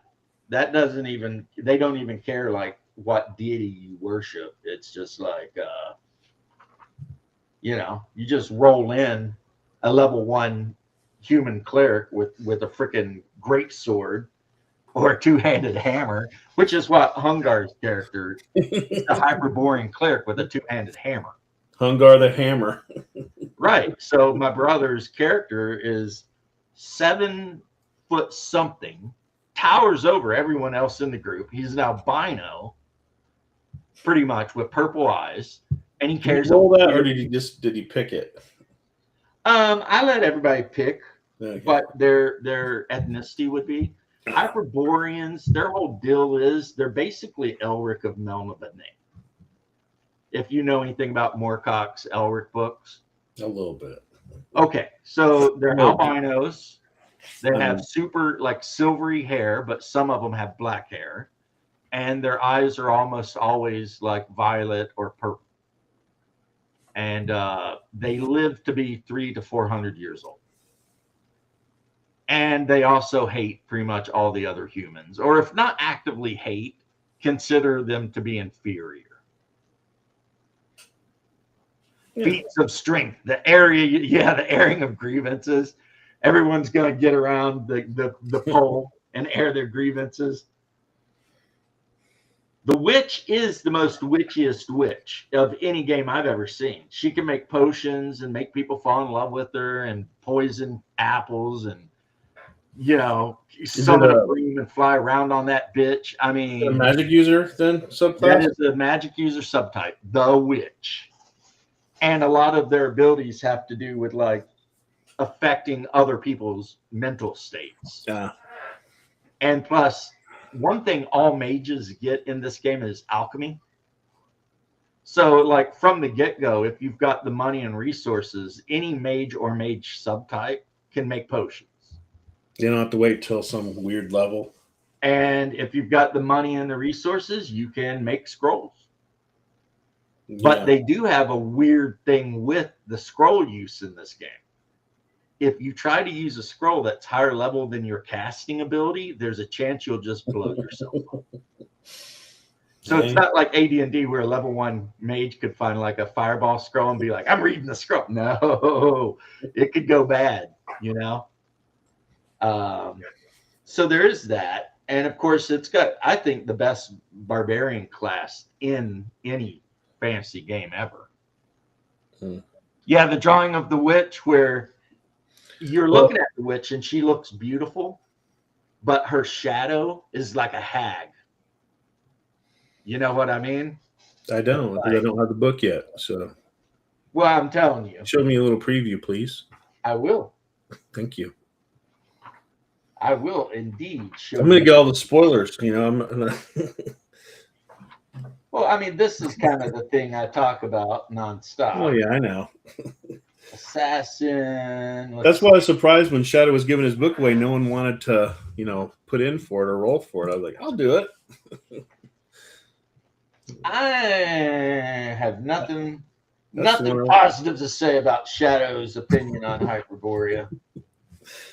I mean, at least he could have stole stuff for his AD&D stuff, That's what I said. but Like when he was talking all that mages in AD&D suck, and I'm like, then why don't you use the Hyperborean rules? Because they don't suck in Hyperborea. They're actually pretty damn strong. I mean, don't run them into a combat and expect them to not immediately get ganked by something, but I mean, they're very useful in the Hyperborea thing just because of all the other abilities they get, Yeah. This is what he's talking about. See how she's got her potion. I like that. I like that. The cackling witch. Yeah. I like it. Because Cool. if we look at the starting witch here, she is here's the other picture of her, and she's got like a voodoo doll. She's sticking pins in it. Because they're good at cursing. But you got to have an intelligence and a wisdom of 9 and a charisma of 12. Die 4 hit die. They can be chaotic good, neutral, or chaotic evil. Let's see. No armor, no shield, blowguns, daggers, darts, quarterstaffs, slings, and whips. And class abilities. Number 1, alchemy. Number 2, brew decoction.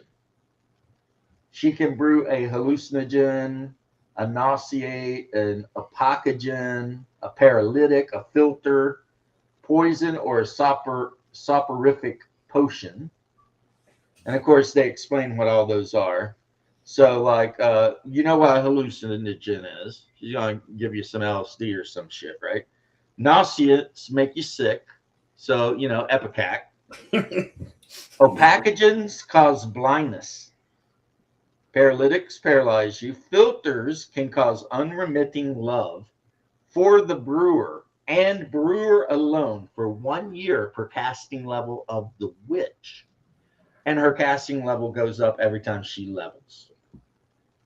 So a level 10 witch, if she gets you drink that filter and you fail to save, you will love her unremittingly for 10 years. Right? Then poisons that can be used to harm or kill victims. And soporifics cause you to fall asleep. Then, let's see, at level 1 through 4, she can brew 1 decoction per month if she has the stuff. And as she levels up, the number of things she can brew per month goes up. So at level 9, she can brew 5 things per month. And then let's see, what else do we got? She gets a familiar, which can be an ancestral, animistic, or demonic familiar. Examples including the bat, cat, owl, rat, raven, snake, etc. The typical witch stuff. Yeah. And they share a spiritual, empathetic bond with an unlimited range. She can read magic. She can use scrolls. She can write scrolls. So if she's got, the gold and the ink and materials, she can actually just create scrolls. It takes a long time, though. She's got her sorcery. She starts with 3 spells and gains a spell per level. Is there a reason that month is the thing besides just game mechanics or balance? Is it like tied to like a lunar cycle or something, or is that? You know what? It doesn't necessarily here. Oh, it does say that every witch begins with an iron cauldron. Says here it takes 48 hours to brew a decoction. Each is boiled down in the cauldron, retaining the potency that is measured by the witch's casting ability. So you need to have the necessary ingredients. The witch can collect them in their native land at no material cost, though gathering them requires 6 days. Otherwise, they might have to buy them. So that's just a rule. But the fact that you said Because I was wondering if that was it. Zdarova, Bratny, hey, Privyet, Brat. I think I'm gonna have to head off here though. I'll see you. So Bratny, if I remember Russian correctly, is like friends, and calling someone your brat, that's saying that's a singular for friend or bratan, you know. So and Zdarova, you know, that's like a greeting.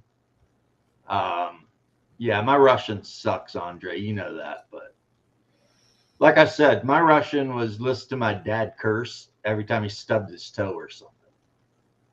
So Suki and stuff like that. But I've been trying to learn a little bit more Russian, just a little bit. I mean, my dog speaks better Russian than I do.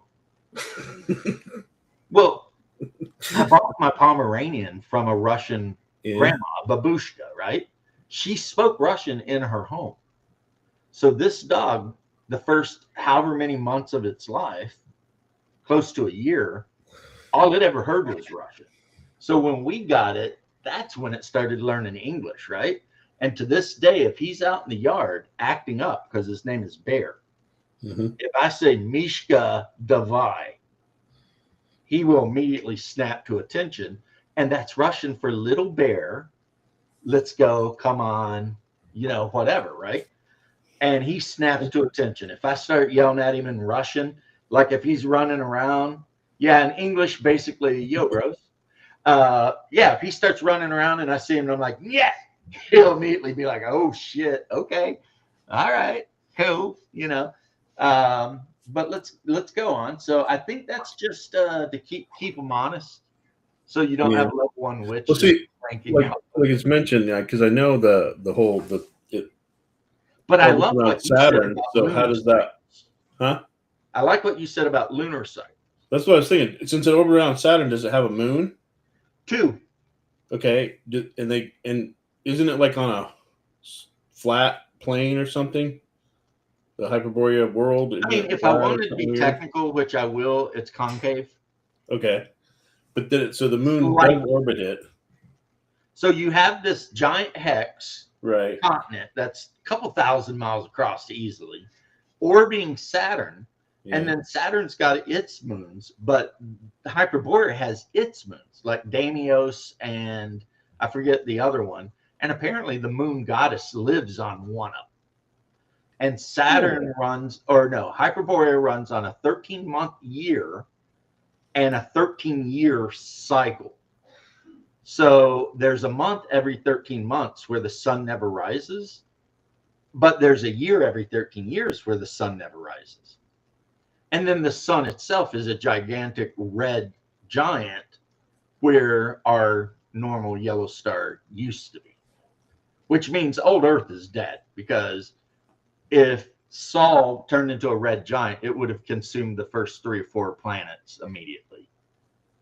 And because it's a red giant, it actually outputs a lot less heat and light, you know, which is a problem in the game, because you can worship Helios if you're Greek, or, well, anybody can worship Helios. Yeah. But the problem is you worship the sun, except every morning you get up, when you look at the sun, you see it's dying.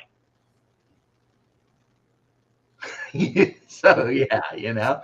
So when you're walking around on Hyperborea, you have the light being reflected down from Saturn. But when the sun is in the sky, everything is going to have a slight red tinge, whether you notice it or not.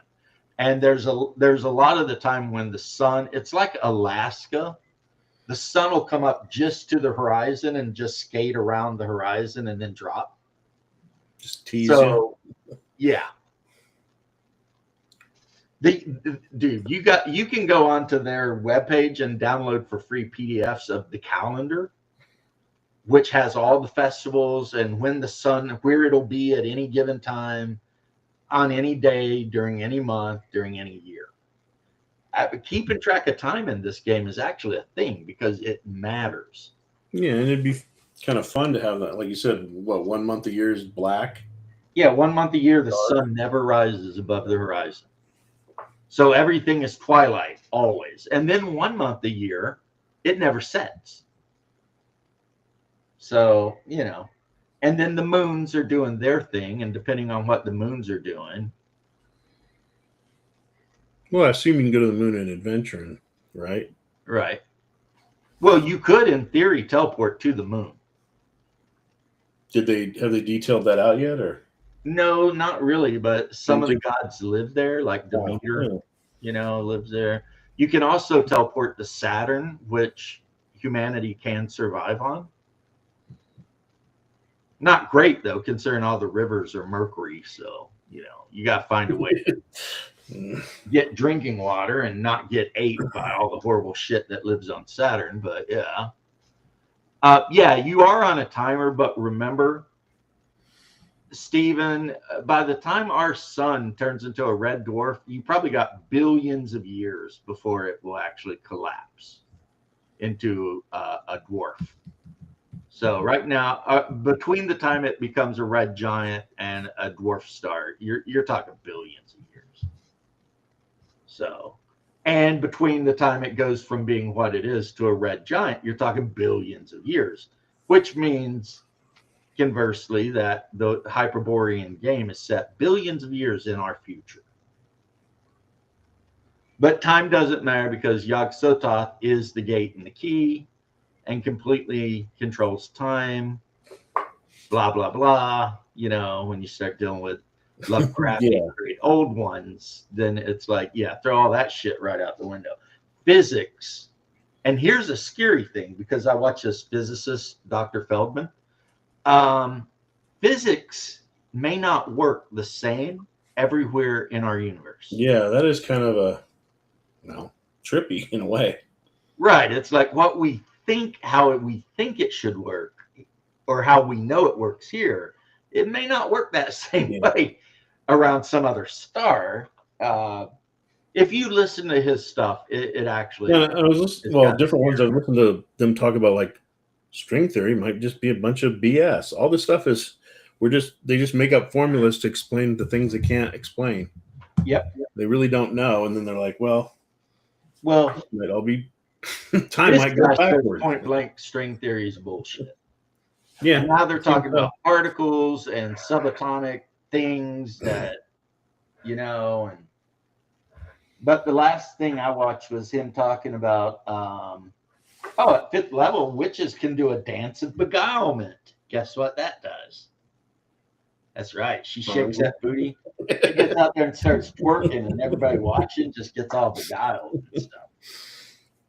She can create an effigy of an enemy at 5th level and then torture the shit out of it. That's good. That's nice. Your voodoo doll, yeah. Yeah. And then she can animate a broom at 7th level and fly around with it or make it do basic tasks. It's got 80 move. So she can only maintain one broom, though. And then at 9th level, lordship, she can actually build a keep or something and attract other people to serve her. Like a chicken hut, can she get that? Use that as Baba Yaga, right? She probably could go for something what like does that. It go to 10th? It's just a 10th level game, right? I think the max level actually goes to like 14. Okay, so it is like old D&D or BX or whatever. Oh, for the witch, the max level is 12. But I think that you can level beyond that, but you don't really get anything. It just, if you earn the XP, you go up levels, but but then well, then you got somebody charmed for another year and all that good stuff. Well, yeah, you're level 10. You charm somebody for a decade, force them to be in love with you and shit. And here's the crazy thing. One of the people in the party I run is a level 6 witch. So, and everybody, at first, they weren't sure of what witches were about. And then in one combat, she summoned a demon. Shit. And it started ripping shit through things. And they're like, what? And then the last time we were playing, she summoned a skull and threw the skull. And when it hit the ground, it exploded and it sent like bone shards everywhere. And it actually caught one of the other players in it. So she was like, because she took like, I don't know, a bunch of damage. Kind of like the fireball. Just like a fireball, except this There's a is a fireball. skull that shatters, and basically it's a hand grenade made out of a human skull. I see your brother's in the chat. He is, finally. I sent him the link 2 hours ago. Well, He used to have his own channel and be on all the time. I know. One day he woke up and decided he was never going to be on again. oh, And there then was a few times I actually popped in his channel when it was like really early in the morning or late at night, depending on what you want to say. yeah, that's why Shadow has this noon show. That used to be Hungar's show. And me and Shadow would be on it a lot. Yeah. And then Hungar decided he just wasn't going to have a show anymore. So Shadow just kept doing it, though. Hey, I naps are was important. taking a nap. Yeah, resting up because I'll be up there soon. And then I'm going to drag you all over the mountains and push you down a holler. And then tell Mom, I don't know what happened to you. Mm-mm. She wouldn't believe me. She'd be like, go get your brother. Fine. But, so yeah, that's the thing with the game. It's like, you've got a knight class, but it's not called a knight. It's called a cataphract. So the Greek word for a knight. And it's special because it's the only subclass of the fighter that actually gets 2 weapon proficiencies or masteries at level 1. The fighter gets 2 weapon masteries at level 1. The cataphract gets 2. Everyone else just gets 1. And the reason for that is because the cataphract has to take lance. They have no choice. They have to take lance as one of the 2. So then they can at least take,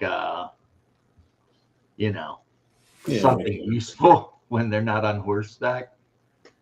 And, but the basic fighter, guess what? That bad boy gets 2 of his choice. So when I made my Greek fighter, I gave him weapon mastery with the short sword, or my Roman fighter, weapon mastery short sword, and weapon mastery javelin. Yeah. So that, he could be Roman, a legionnaire, right? The guy playing the Spartan in our group, he's not a fighter, he's a warlock, but his weapon mastery is spear. Yeah. And he actually is equipped like a Lacedaemonian warrior. So he's got the big hoplon and the spear. And because of his weapon mastery and strength and his level, he gets like +6 or 7 to hit with that damn spear. That is one thing I'm going to tell you, Mike. Yeah. Hyperborea, you will get hit more than you think you should. Your average player is going to have around a 6-5 maybe armor class. And when you're fighting a guy who needs a basic 19 to hit a 0 before you add his +6 to hit, well, if you got 5 armor class, then he needs 14 to hit you, right? And then when you add that bonus, he needs like an 8. So your players do get hit quite a bit. One thing my players haven't done, and I don't know why, is they've got the money and they've been to the biggest city on the continent, and none of them have ever bought better armor. Like, they're all, for the most part, wandering around in the armor they started with. And half of them aren't even wearing armor. Because, like, thieves get armor class bonuses for not wearing armor. So, yeah, but if you know you're going to get into something, you could throw a little bit on and then just throw it in a pack or something when you're sneaking, I guess. But right. Well, the Celtic Scout, because he's got a pretty good dex, his armor class is actually as good as somebody wearing banded armor when he's naked. Yeah. So he's like, yeah, I'm not bothering with the armor. With that kind of Celt and stuff, do they do? Is there anything like where they have like that woad painting and all that kind of stuff? They can if they want. I mean, like, do they have it like where it gives like, how they got like magic tattoos in some games? Like, I would probably allow. There's some game I played that had that was like you put on the the paint and you get like armor class bonus because you're Well, I kinda know like the Berserker has like knotwork type tattooed across her face, and she wears a hammer of Thor, and and she's got like all kinds of Viking shit all over because her character is specifically Dane. The Celt in the group is more like a Gaul than an Irishman, and if he wanted to wear blue paint, he's never mentioned it. But he's kind of just an average guy because he's a Celt. I mean, he could have, because here's the thing. You've got all these different humans that I keep talking about, but then you've also got common man. And that's just a dude whose ancestry is whatever it is. Maybe your grandpa was a Viking and your grandma was an Ixian. And so you're just a dude, right? And there is absolutely no penalty for just being a common man. Celts are basically barely not common men. I mean, it's like. So, okay, another weird question I was thinking about for this game. Since you have these different human cultures and they're all probably separated a little bit, what keeps them from being like eventually becoming like blended? I mean, the fact that they are separated. Well, like and also they like to war with each other a lot.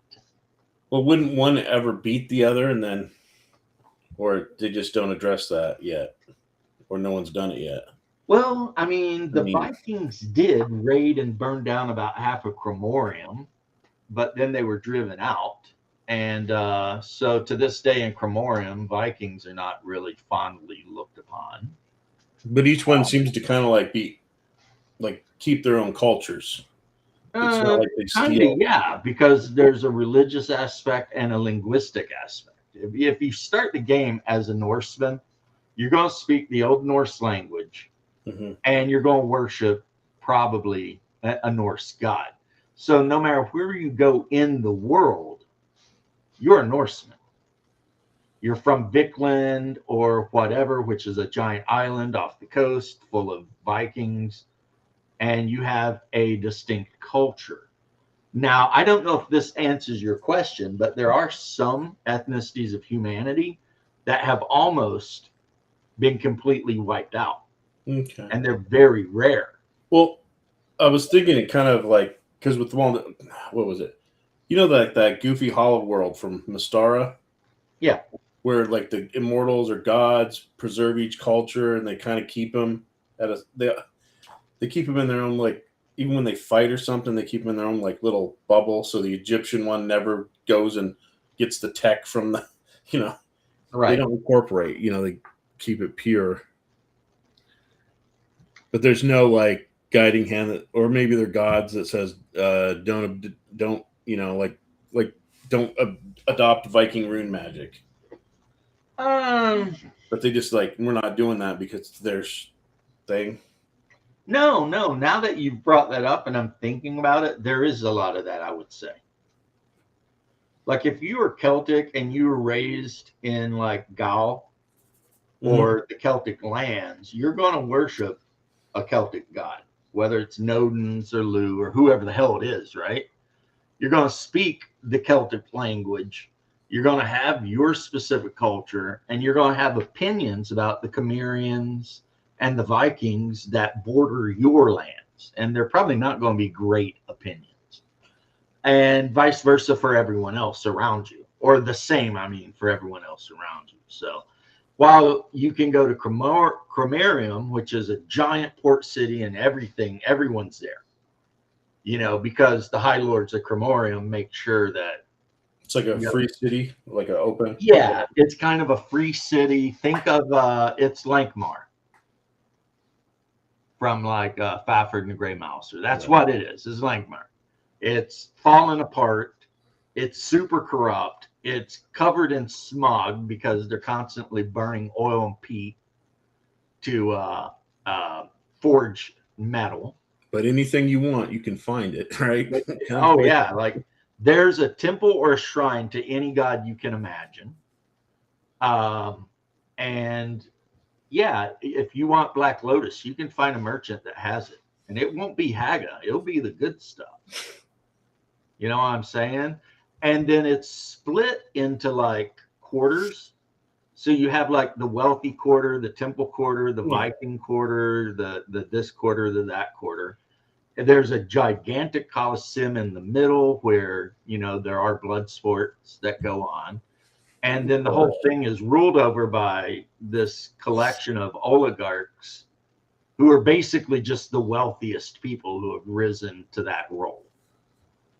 And So it's in their best interest to make sure shit doesn't get out of hand, kind of thing, I guess. right. And everybody. And then, of course, like I said, the whole city is covered in a pall of black smoke because the industrial part, which is just full of forges and metalworking, you know, shops, they don't burn wood. They burn peat and straight up oil because because Cremorium is surrounded by a massive swamp. And that swamp, there's whole lakes 10 miles across of crude oil that's just bubbled up. So they have people who go out into the swamp to cut peat or gather this crude oil, which they then burn. And so it makes everything in Cremorium kind of covered in soot. And then What about the Atlanteans that Steve's talking about? well, Atlanteans live on a little fragment of Atlantis that managed to get transported from Earth to Atlantis Okay. or to Hyperborea, and they're pretty freaking rare. They've lost all their technology. They're just kind of barely hanging on, really. And they can breathe water. If you were to hold, they look just like a human, but if you hold them down and look at their neck, they have no. So kind of. So they're human or they're not human? They are humans, but they cannot reproduce with any other type of human. So you'll never see a half-breed Atlantean. Do they got like high tech and stuff, or They used to at one No. time. So they're kind of like remnants of a fallen empire. Yeah, back on Earth, they had laser cannons and blasters and Yeah. all the best stuff. And then now it's all gone. And a lot of them, at least in my game, the Atlantean at the table is constantly being bullied by the Amazon. And Amazons are like us, except you know how you have sexual dysmorphia? Reverse it. So the women tend to be big, Yeah. muscular, and the men tend to be little. So as a result of that, a lot of your priests and mages and scholars and shit in Amazon, in the Amazon culture, are the men. And then the women are the warriors and the explorers, and they're the ones out there kicking people's ass. Kicking ass and having babies. Oh, he froze.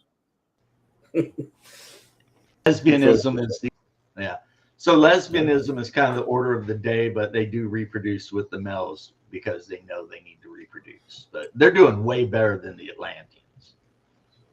And then like the Yakut, which are Siberian tribesmen, Yeah. the Eskimos basically wiped them almost completely out. They're hiding in the mountains trying to rebuild because the Eskimos pretty much hate everyone except maybe the Ixians. So the Yakut, the Tlingit, all of the native like Indian tribes that are from there, the Eskimos have either enslaved, wiped out, or driven away. And they control a huge part of the continent of Atlantis. So they're kind of like are they Well, player characters? Or Eskimo is the common word for them. There's the many tribes of them. You've got, you know, Inuits and you've got Kikuks and all of the tribes. But for whatever reason, they absolutely despise the Yakut. And Yakuts are the Siberian natives. And they also hated the natives from the Northwest. So like the Alaskans from Southern Alaska or Washington State and all that region, yeah, the Eskimos don't like those guys at all. And then kind of the thing that players may or may not know is the Eskimos are all worshipers of Cthulhu. And that's because they were transported from Greenland to Hyperborea, and the tribe that got transported, they were all Cthulhu worshippers. And they try to keep it secret. Now, south of where the Eskimos live is an Ixian empire. The Ixians are like Scythians, and they enslaved the shit out of the Eskimos. So you end up with no, sorry to interrupt. I had a dumb thought. I'd like when Trump goes to take over Greenland, they pull him out instead of just be like, screw you guys. So like in the city of Zimbala, all of the wealthy citizens for the most part are Ixians, but all of the slaves pretty much are Eskimos. Hmm. And in the adventure where you go there and get attacked by cannibals, these Eskimos are worshiping Cthulhu. But I changed it in my campaign to where they were worshiping Yog, because Yog is the great old one who is all about cannibalism. And a lot of them shave their teeth to points. Yeah. And the reason they get away with it, which I may have said to you before, is because they only eat non-citizens. So if you're a merchant and you travel to Zimbala to trade, watch your ass, because the actual citizens of Zimbala, if you get kidnapped and drug out in the middle of the frozen desert and ate, they don't give a shit as long as they make money. And as long as their slaves are back the next day to do the work they're supposed to do. That is one thing about Hyperborea, is it is a very amoral place. Yeah. A lot of it. If you're there illegally, you're not going to get deported. You're going to get barbecued. Well, what goes on there is actually there's a number of taverns, Mhm. and a large, like a percentage of them have a deal with the cult, so that they have special rooms that have secret entrances. So if you go to this tavern and you're a traveler and you're like, hey, can I get a room? And you pay the tavern keeper for the room. And then he lets the cultists know, hey, we got some people in the box, right? And in the middle of the night, the cultists bust in and drag We'll rent your room, but could you step on the scale? Oh. And then, of course, the cultists either leave everything you had on you in the room, or they leave money and they take your equipment and sell it to fences to get money to leave. It's like this whole freaking economic circle where the cultists are eating people, but they're selling their equipment to pay the tavern keepers for helping them get the people to eat. What is it? Have you Hyperboreized Cult of the Reptile God yet? I did. Because that would be, I didn't catch that one. That would almost be what you're describing here in a way, the rooms. Wait, no, I haven't did Cult of the Reptile God yet. I did the Lizard King, the Forbidden City, the Lost City, the Temple of the Frog God, and Ruins of Adventure. Because they have that in that adventure, where you might get swiped. Well, see, the thing is, on Hyperborea, you have a god. See, he's saying, sounds like Cult of the Reptile God. I based it, Coco, on an old Savage Sword of Conan story that was in the comic book, where there was a tavern keeper who was selling the people who rented a room to these Dafarian cannibals who worshipped Yog. And they tried Conan, and he beat the shit out of the cannibals, and then he beat the shit out of the tavern keeper and tied him up and threw him to the cannibals. And the cannibals ended up eating the tavern keeper because, what did they care? And then Conan went on about his way because, Conan, he do what he do. So, yeah, I was heavily inspired when I changed up the Cult of the Athrophages, which is just a fancy Clark Ashton Smith word for people who eat humans. I added Yog instead of Cthulhu because in Lovecraft Cthulhu, you never hear about Cthulhu worshippers eating people as like part of being Cthulhu worshippers. That's just not really a thing, right? But Yog, who exists alongside Cthulhu, Mm. his whole gig is eating people. And like I said, the people of that area, Zimbala and Ivres or whatever, they're so corrupt that they don't even care. You know, it's like they wear fancy, super colorful silk robes and turbans, and they cover themselves in gemstones, and they're merchants and mages and all this shit, and they literally don't care about all this other bullshit going on. Oh, the bloody benders, yeah, or the Scots, the Beans that were constantly kidnapping people on the highway and eating them. The Bean family, they were called. Was one of those the ones that ran some kind of boarding house that did that?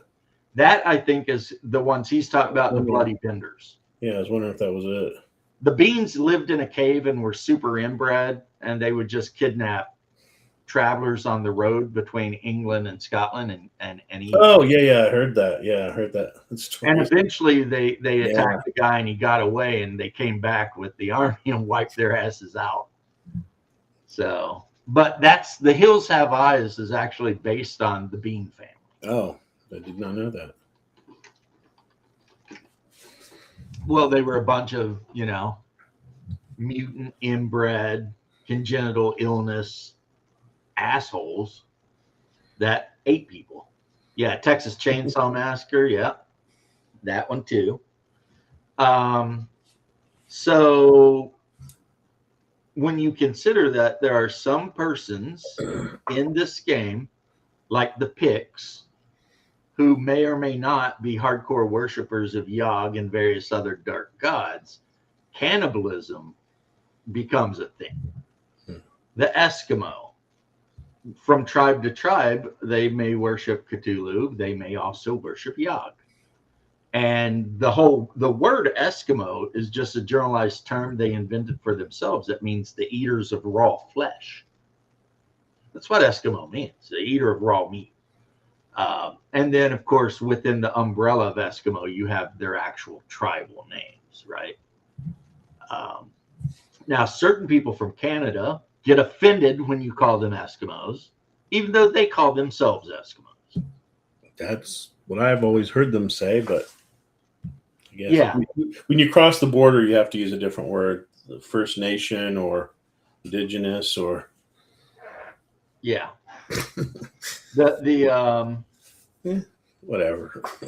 Well, The my Donner Party. brother that's dated an normal. Eskimo for a while, and I think he would know if he's still in what her actual tribe was. And she was pretty. She actually looked Chinese to me. She looked Asian.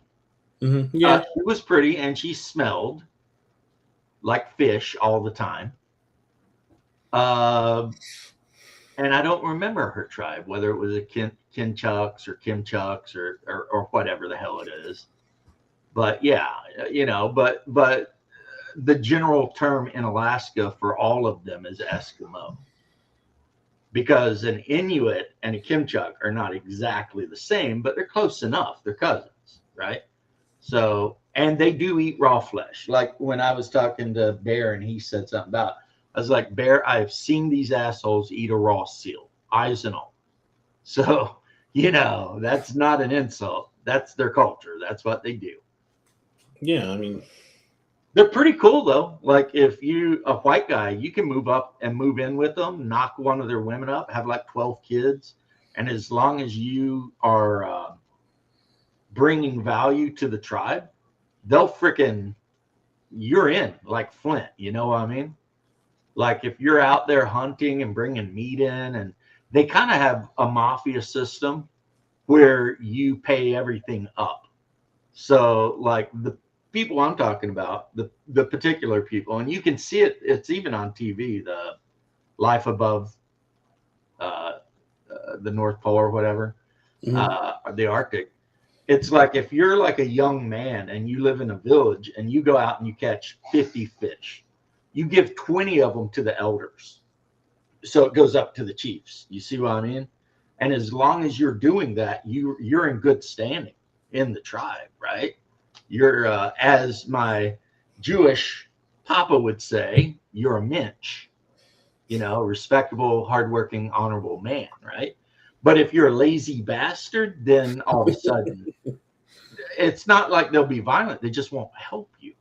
And the problem when you live in that kind of region is you depend on each other. You're gonna need some help someday. Yeah, one of these days you won't have gas for your snowmobile.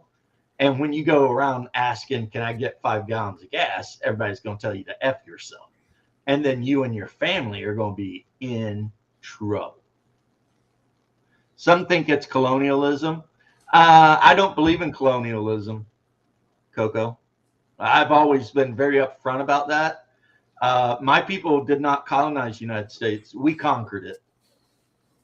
You know? What's happening now to the United States, I would call colonialism. But my people came over here and we landed in Virginia in 1600 something, and we crossed the mountains and whipped everything's ass between the coast and where we ended up. And we took it by force because we are better warriors than the people who were there. And I will not apologize. Even though I do have a lot of respect for the Cherokee and the Creek and whatever. But at the end of the day, my ancestor with a one-shot musket and a Bowie knife whipped their asses and took a chunk of land from them and made them respect that claim. So why would I feel anything for them? I don't. But Canadians are a lot nicer people than I am. I mean, I think at first it started with colonies and then it went into the conquering. And then, I mean, it is a harsh word, but let's just call it what it is. Yeah, it's conquest. It's settlement. It was. I mean, I think that would be, I think technically that would be more appropriate because, Mr. Dressup. you know what I mean? It did come in and just take things. I've never eaten raw still blubber, but one thing that they love, at least in Alaska, Coco, is called muktuk. And it's actually smoked whale blubber. And it's typically the blubber of, what are those white whales? They're not really big. Beluga? And they eat a ton of muktuk because like a 2-inch by 2-inch square of this stuff has as much vitamin C and A in it as like a bushel of oranges. So when you live on the ice and you're basically never getting vegetables ever, maybe some blueberries every now and then, the fact that they can get all the vitamin C they need from this whale meat is not even, but they smoke it a lot of times and it's really chewy. But it doesn't taste bad. It's just chewy. Now, a dessert they eat that will freak you out is they'll take like straight up lard and they'll mix a shit ton of sugar and berries in the lard. And that's dessert.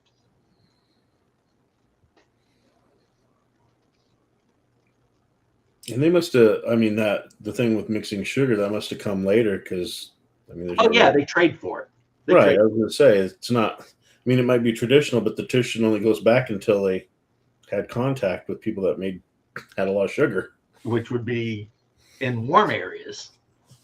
Unless you're talking about beet sugar, which you can grow beets pretty much in cold areas, right? But the thing is, your average Inuit, Eskimo, whatever tribe they are, they have to have about 10,000 calories a day or they'll die. And because of their adapting to their environment, like if you or I were to sit down and eat a cup of freaking lard, right? We would have the worst runs for like days. They don't. Their bodies are designed to basically live on fat. Oh, fermented shark, that's the Icelanders. And here's the funny thing about that one, Stephen. What knucklehead sat down, tried to eat a Greenland shark, realized it will kill you because the meat's full of antifreeze, basically. So if you eat it fresh, it causes you to just leak blood out everywhere.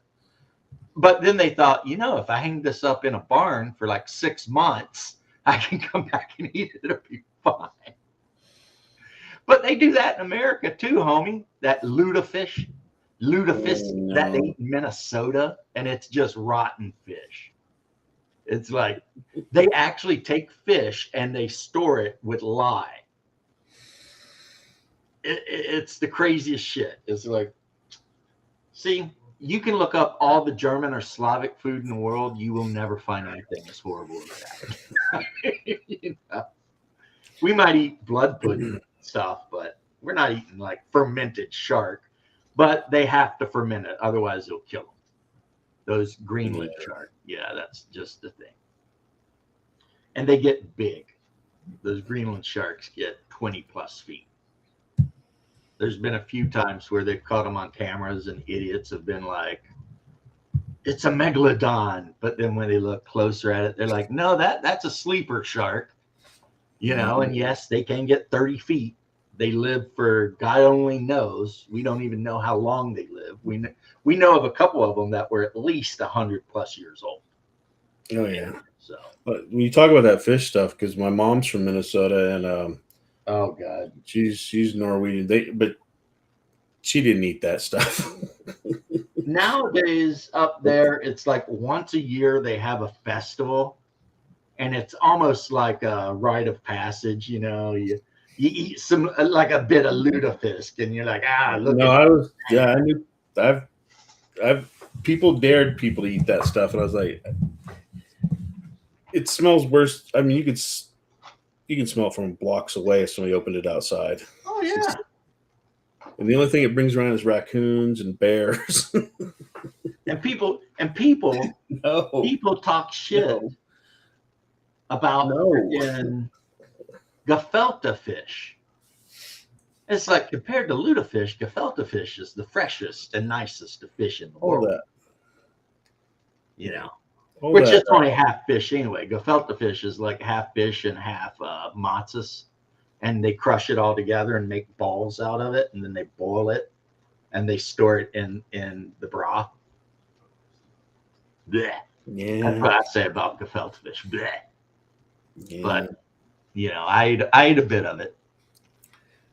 But when people can that or whatever, it looks like almost like a jelly, and they put it in a jar and just save it. Look, we're gonna eat this next year. Like, have fun. I mean, have you ever heard of slaughter? Slaughter is an Icelandic delicacy in which they take the blood of a lamb, it with boiled barley, and then they take the fat of the lamb, cut it into 1-inch chunks, mix it all in, and eat it. Appropriately named. Yeah, slaughter. They're like, why would you do that? And it's like, really hungry. You're hungry. And there's nothing else on the island, and you got to eat 8,000 to 10,000 calories a day, or you'll wither up and die. So yeah, I mean, you know. I mean, the thing is, if we're talking about Eskimo, there's actually white Eskimo. You figure your Laplanders, your Samoa. I mean, there's Europeans that live that lifestyle. Yeah. They're up there with their reindeers, they're clubbing sills and running around, doing all that stupid shit. It's like, and technically, yeah, they live pretty much the same kind of life. But they happen to be, you know, and then your Siberians are straight up Asians. The ones that live up there, they're basically Genghis Khan referred to them as forest Mongols, the ones that lived in the taiga and north. And Genghis Khan's right-hand man, Subutai, was a forest Mongol.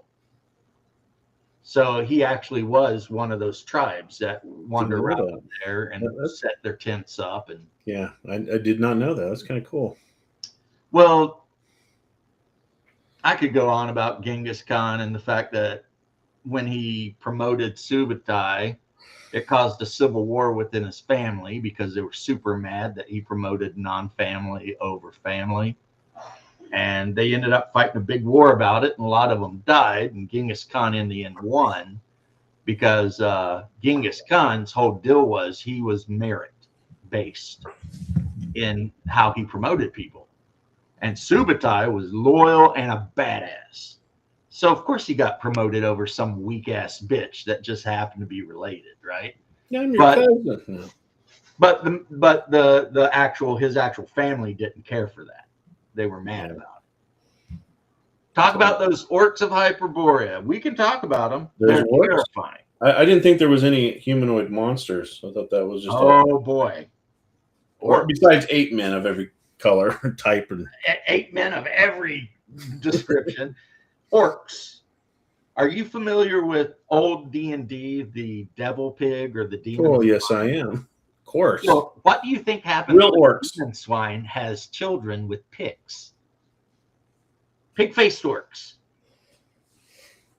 So the orcs of Hyperborea are all the descendants of devil swine who have reproduced with Pictish women. Oh. And as a result, they are ruled over by these demons. They worship these demons along with some other demons. And they pretty much just run around doing the worst shit to everything. Because they're literally, for the most part, at least some part demon. Because if 2 orcs have babies, guess what? You get orcs.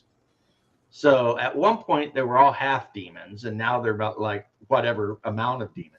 And because devil swine are very intelligent, the devil swine had these half-picked whatevers build a big city called Orcrist,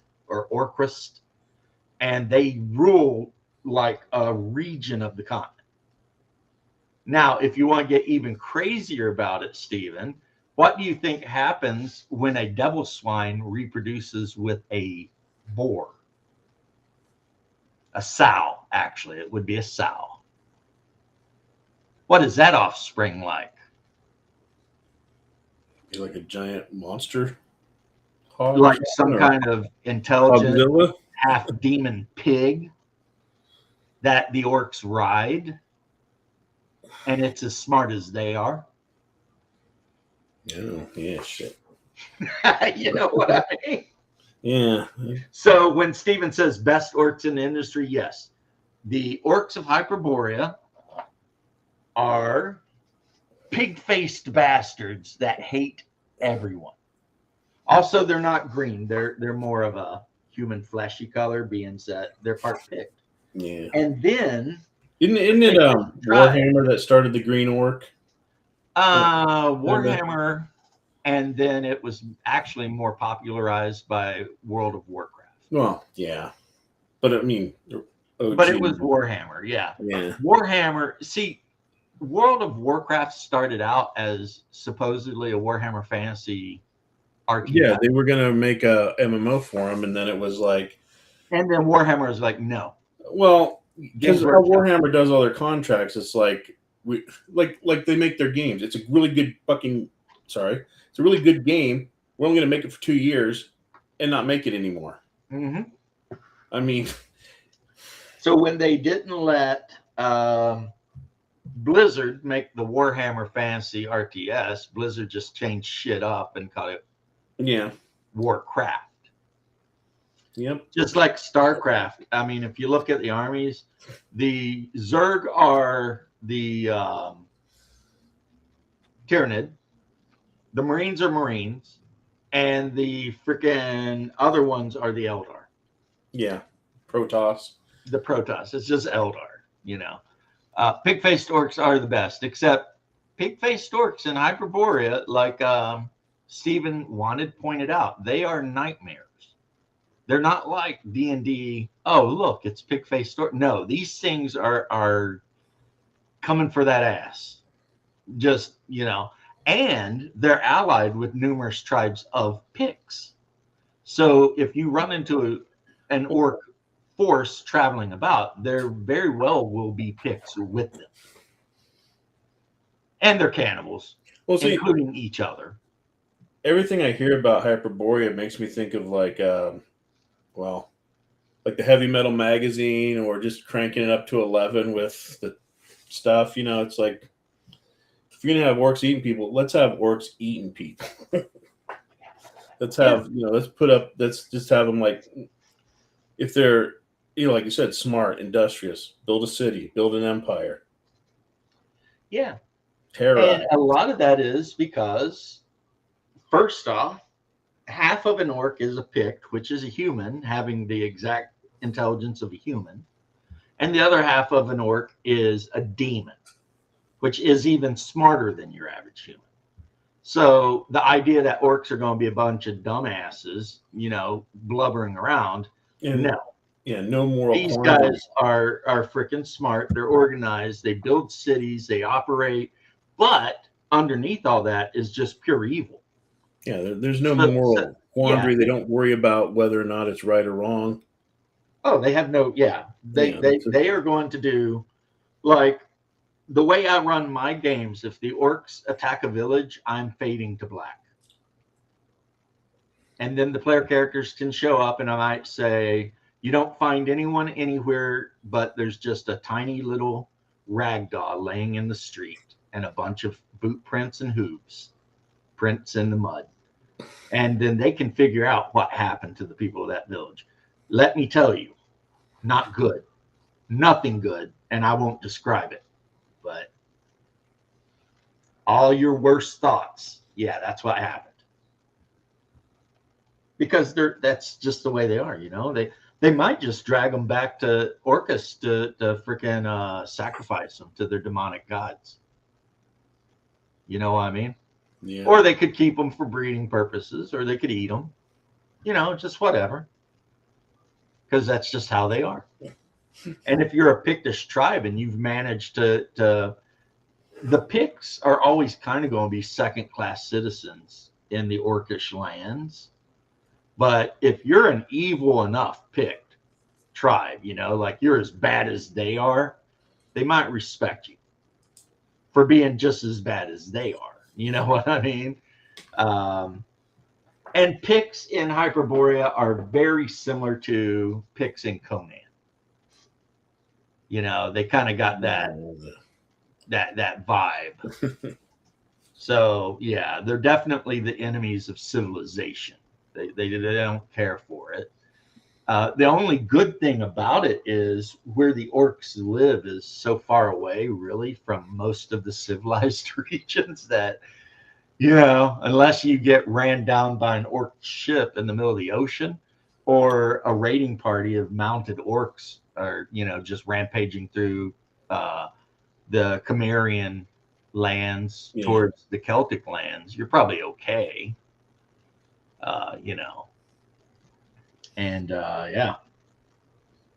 Plus, you're going to have orcs that are spellcasters. You're going to have priests and shamans, the whole 9 yards. And so yes, the best orcs in role playing when you're talking about orcs. Now, what there aren't in the game are goblins and hobgoblins and shit, unless you want them to be. Like when I say an adventure and there's some hobgoblins in the adventure, like the Chateau d'Amber. I mean, yeah, you could do that because Chateau d'Amber itself is caught between dimensions and is also based on a series of stories by Clark Ashton Smith. And the family, the Ambersvilles or whatever, they were worshiping great old ones and dark gods. And when the people of Avignon or whatever French name, I have that module and I've messed with it a little bit, but I never, for some reason, I never realized that it was Clark Ashton Smith and never put that together. I just didn't think about it. And the people from the original land were going to wipe them out, so they opened a portal, which means they were either talking to Azathoth or Yog-Sothoth, and they had their chateau transported across the reality to somewhere else. And it's weird because they act like they were in Mystara, but Mystara doesn't touch any of that Cthulhu stuff. Like no, it doesn't. It's a strange thing, but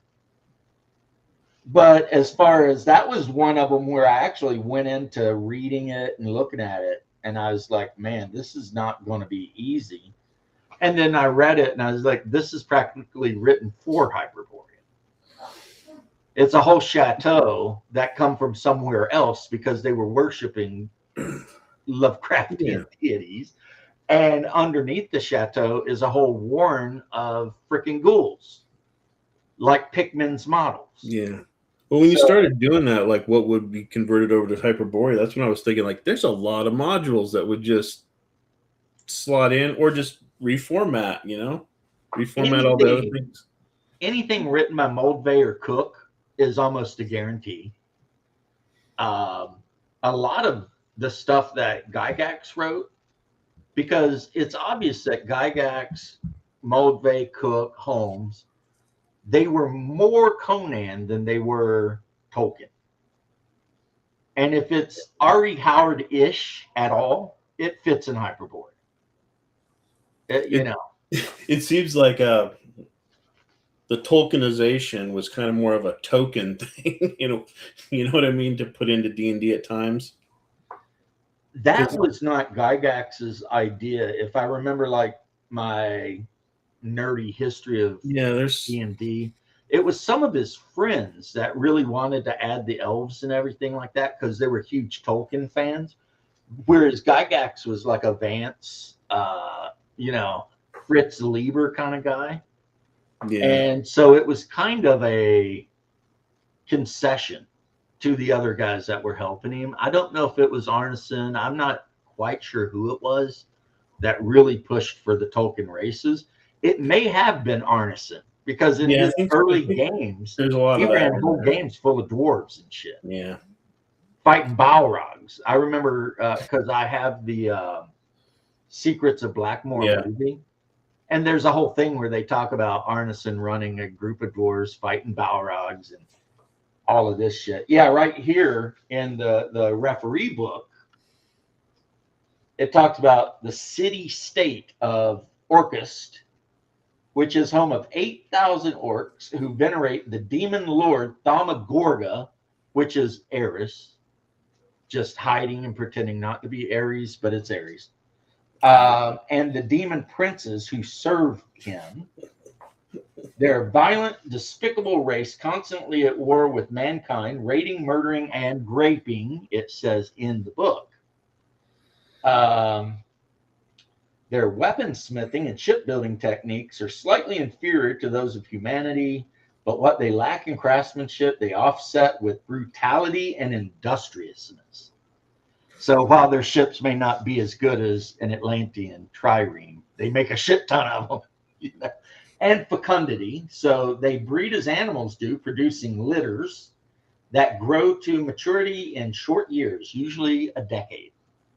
So from the time an orc is born to the time that it's able to go to war or reproduce, 10 years. They engage in trade with the Ixian city of Phasm. Sages of Grammarium posit that under the rule of the right leader, Orcust eventually could rival any of the great nations. Fortunately for humanity, infighting and disorganization have precluded this development. Their king is Magnor, a massive humanoid who eats raw flesh of his enemies and any servants or family who instigate him.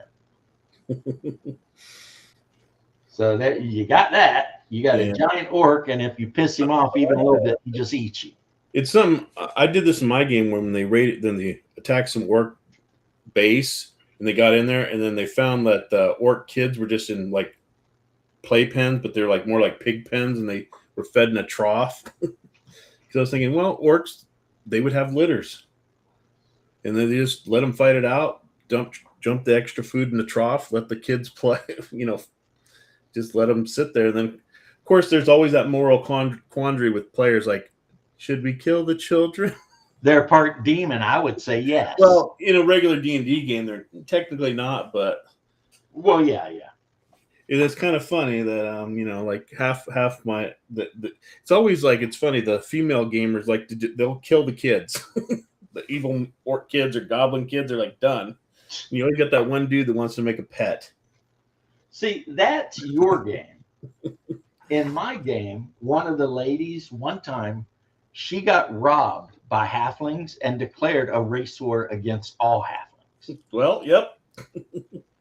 And it took her friend, another lady who was playing a gnome, to convince her that maybe going on a rampage of extermination against halflings wasn't a great idea. But she was doing it, boy. She was mad. She's like, oh, they're going to steal my money? Okay. All right. They're all going down. They are. I will wipe every one of those little bastards off the earth. See, at the corner of the hex, that is the continent, you have these giant, made out of an unknown stone, written with unknown runes at each corner of the hex. And I mean, so you can posit that that has something to do with the fact that there's an atmosphere. But if you are selling to those and you're not a really good seller and you go over the edge, you're dead. Because you, your ship, and everyone on it falls into the outer dark space and you die. Meanwhile, the water may or may not flow down the side and then underneath and back up through Underboria. So it could be a cycle there. And then you've got the city of R'lyeh, where the sleeping god Cthulhu lives. And then you've got Underboria. Underboria is the Underdark of Hyperborea, and it's actually a lot more like the Dreamlands that Lovecraft wrote about than like the Underdark of D&D. It's weird when you get down there. And a lot of gods actually live down there. So if you go under Mount Vermithoan at the center of the continent and you go deep enough, you will eventually probably encounter the Sagwa, Atlek Naka, the spider god. Ares is under there somewhere, Thamagorga, with his 4 or 5 demon lords that protect him. You know, if you go to the moon, you could encounter Artemis. So do the gods and demons, they all dwell in the world? They're not like in some astral plane or different plane? Or yeah, they're all in the world for the most part, except for like Azathoth, who dwells at the center of reality. He's the nuclear chaos, and he's also the retarded god because he has no conscience. He has no intellect. He's just an ultra powerful being that may or may not have created all matter in the universe by dreaming about it.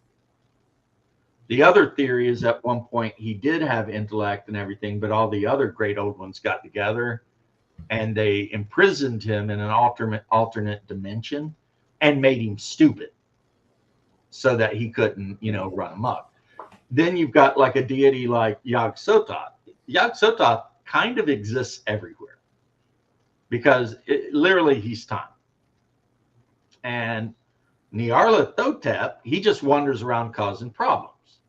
And Shub-Niggurath, the goat with 1,000 young, is just a fertility deity who exists in Hyperborea, quite possibly as Yonde.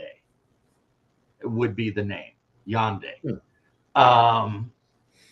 Cthulhu, of course, the dreaming god. And then you've got the god, the Kraken, which is okay. The first thing I have to tell you is every time I've used God, I've been wrong, because they're not gods in any concept that we know of. Powers, or they're great old ones. They're aliens from other parts of the universe.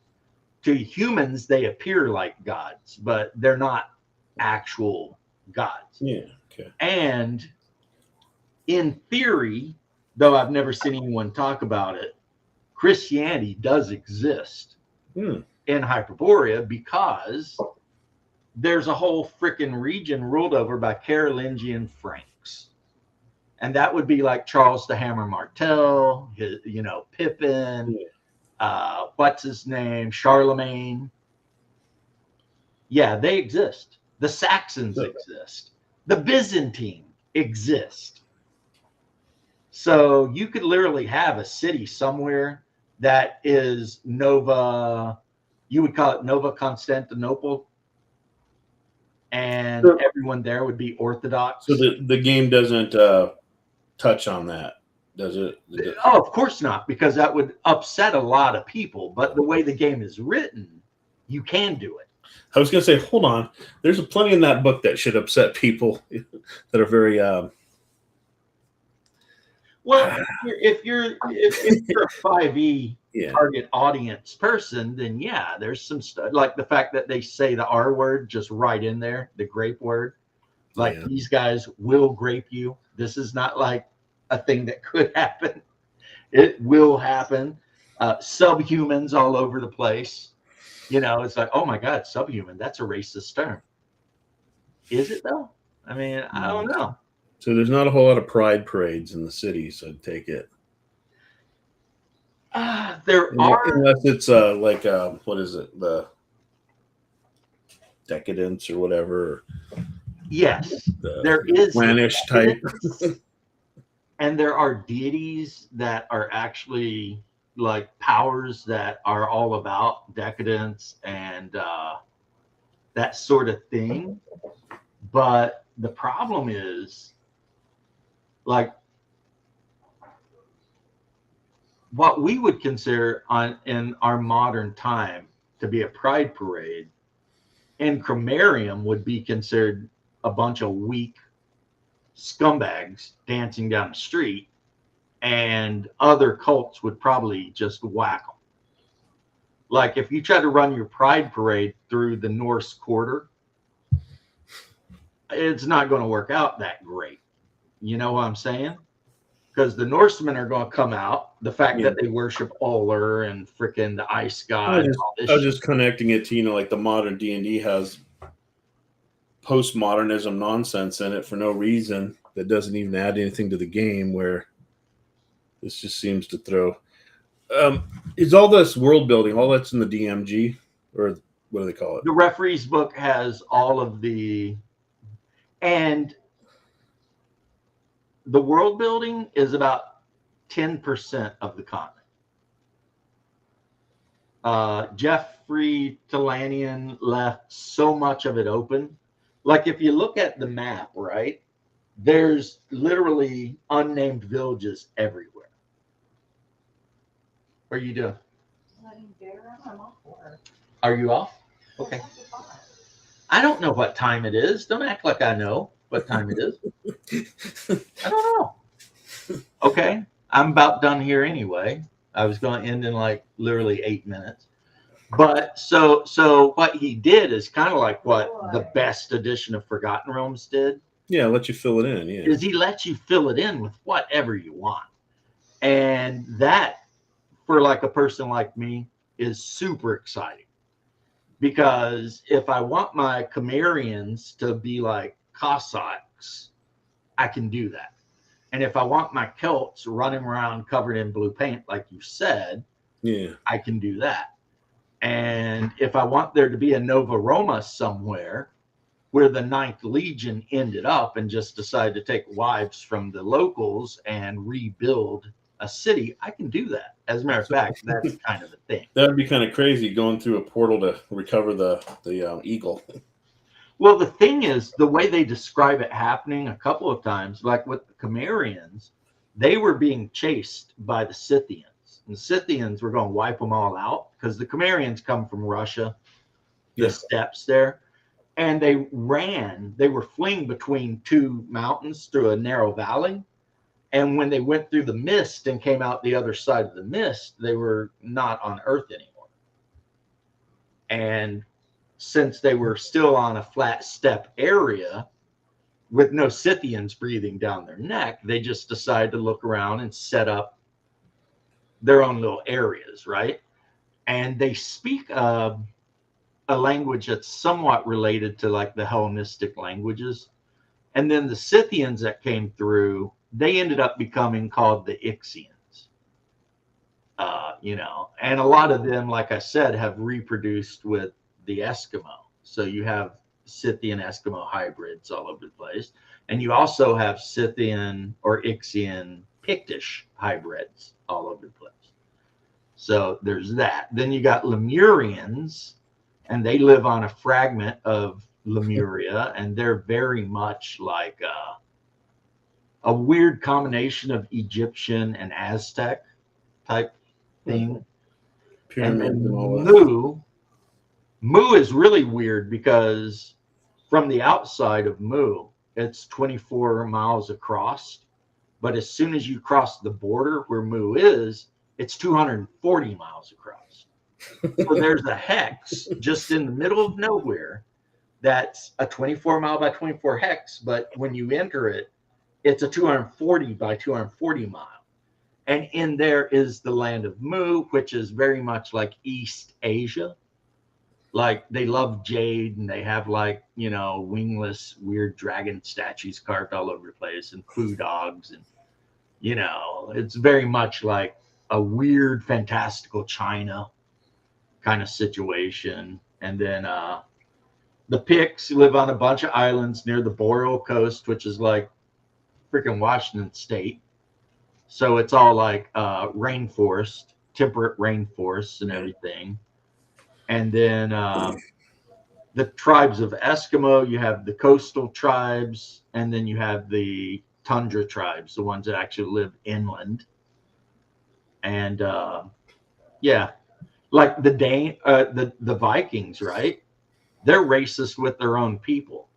If they find out that you are of a tribe of Vikings that worship Odin, they force you to live on this island in the middle of the Oricora Sea or river, and they don't let you off of it.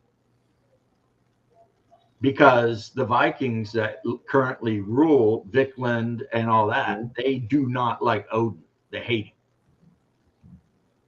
There is a reason or story? I have no idea, honestly.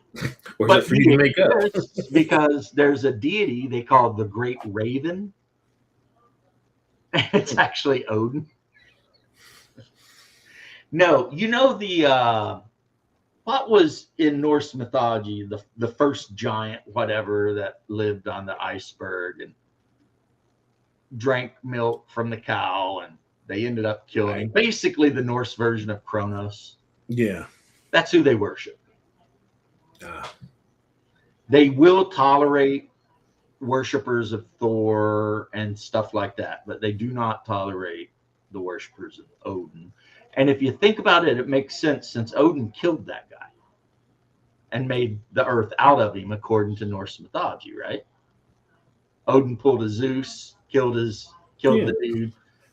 So yeah, they don't love Thor worshipers, but a big thing, at least in my campaign, is a lot of the berserkers are Thor worshipers. So if you are a worshiper of that Kronos deity, you kind of got to ask yourself, how hardcore do you want to be with these guys? The guys that wear the hammer. I mean, you want to be real hardcore with them because they're a bunch of berserkers. So if you start shit, they're going off. I think that's an interesting twist with them not, being, all just, into that, like it changes it still keeps them as Vikings, but kind of, I don't know, makes a darker twist in a way. Well, that is kind of the whole point of the game, honestly. It's like it takes a lot of stuff and then it makes it kind of darker. Yeah. But when you get your book and you look at religion, the first deity is Apollo. And it's Apollo. And then Rel, the god of thieves, is Hermes. But he lives in human cities as a human. And he tends to move around a bit. But it's Hermes. He's just doing Hermes shit for some reason. The Cimmerians worship Cremer. That's Crom. He's a giant barbarian god, and he hates people who pray to him because he believes when you are born, he has given you all the strength you need to survive. So don't ask him for shit. Then, of course, you got Cthulhu, Helios, Ares, which are both, the sun and the stars, the celestial serpent, which is a deity of light. The Boreas, you can worship the north wind. Lunaqua, the neutral deity of the moons, Mots, etc. Mordazan, the god of death. Ghouls, dogs, hyenas, etc. Then the raven. Trickery, creation, healing, hunger, lasciviousness. light, selfishness, sorcery, transformation. And the Mu refer to him as Anansi. Thaumagoran, a deity of evil associated with hell, demonism, torture, etc., etc. The Celts call him Cernunnos, but in fact he is Ares, the god of murder, the Greek god. Then you've got Tlaknaka, who is the spider god, mostly worshipped by Ixians and Picts. Uller, a deity of chaos associated with Viking longships, skis, shields, swordsmanship, bows of yew, rune sorcery, bears, etc. Usually presents as a Viking berserker, and typical followers are any, but especially Anglo-Saxons and the Vikings. Yeah, the Saga is the most popular god amongst humans on Hyperboard. Interesting. And, which is weird because he literally does nothing. I was gonna say, what is it? You said Ares is kind of like a bad guy. Well, in the original Greek mythology, Ares was a prick. Oh yeah. Yeah, the Romans, when they made him Mars, turned him into this honorable warrior and bullshit like that. But in the Greek, nah, he was horrible. He got a murder and bloodshed. So Zatakwa is a deity of chaos who is associated with life, death, reincarnation, pestilence, disease, luck, misfortune, cruelty, savagery, mischievousness, sardonicism, and he's betrayed as a colossal sloth-bodied toad with wings. Most widely worshipped deity in all of Hyperborea, and his followers are any, but especially humans and Hyperboreans. Then Yig, the great serpent, also known as Set, and also known as Apep. That's the thing with a lot of these gods. They're also known as, you know, Yikort, the ashen worm. You don't like this guy. He's the neutral god of glaciers and icebergs and cataclysms. He presents as a gigantic pale worm, and one of the things he likes to do is like travel around and find cryomancers that are really high level and eat them because he absorbs their intellect and everything. So if you're a very powerful cryomancer and an iceberg appears out of the ocean and comes near to wherever you live, yeah, you're probably in trouble. And then Ymir. Ymir is the god I'm talking about. I think he's the king of the frost giants. He is typically worshipped by Anglo-Saxons and Vikings. He is a deity of chaos, associated with mountain snow, ice mist, blizzards, and rage. He manifests as a blue-bearded frost giant with a tremendous axe. Well, with rage, couldn't he be the berserker one or god to them as well? Yep. And then we've got Yunde, a neutral deity associated with horned animals, wine, wild passion, animal and human sacrifice, said to manifest as an elk, a mammoth, or an antlered nymph. Some sages identify Yunde with Sybil, the ancient Phrygian mother goddess, and sometimes Demeter, the Greek goddess of grains. And she's typically worshipped by Celts, Chimeri Celts, and Picts. And we've got two more so far. You got Ithaquah, the Wendigo. So a god of neutrality associated with Arctic winds that generally just wanders around and eats people. He is worshipped by the Eskimo, the Lapps, the Tlingit, and the Yakut. And then last one, Yog, a deity of chaos associated with darkness, the void, cannibalism, shapeless spawns such as oozes, slimes, and jellies, mold, spores, fungi, manifests as a black protein mass, nebulous cloud of yellow-brown spores that swallow worlds. And typical followers are Eskimo, Ixian, and Mu. And that's just the basic gods. That's just what's in the book. I mean, since each one of these deities can go by multiple names. Is that in the ref's book then, or is that in the regular? No, this is the player's book, because one of the most important things you will do as a player is choose what deity you worship. Even if you're not a cleric, it's Right. still important to know. I think characters should do that in just about any game that has that kind of stuff in it. Why I wouldn't? agree. I agree. I mean, So, like, the assassin in our group worships Mordazan, the god of death, and the Atlantean worships Yigorth or whatever, the ashen worm. He is a cryomancer, though, so that makes sense. He worships the god of glaciers. The Hyperborean is a priest of Desagua. The Greek worships Apollo. And I'm forgetting other players, aren't I? I am. But you get what I'm saying, you know. Yeah. So, and even though they're not clerics or priests or anything, they still go to the temple and make observances and do whatever they do. So, I think, like you said, it's important. Any I think fantasy, because especially it ones where the world. gods show up. Yeah, it's like, why wouldn't you have a religion? The Green Almost every Man human. should be in a. Well, okay, he could be, Stephen. Maybe he's one of the other gods, and that You can pick one of those gods and say that in some places he goes as the Green Man. Or is- Remember, Cernunnos is in there. That's what the Celts call Thermagorgon. They call him Cernunnos.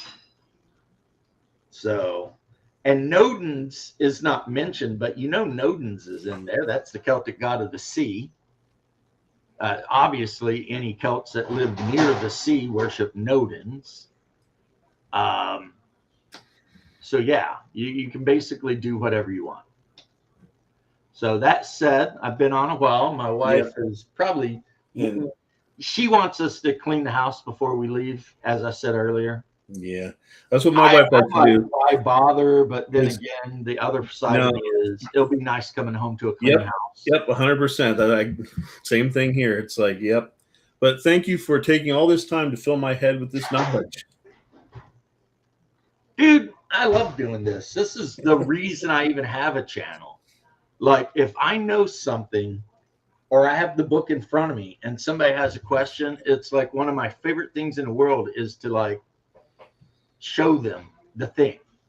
I mean, my mom is convinced I should have been a teacher, but I don't like kids enough for that. Yeah.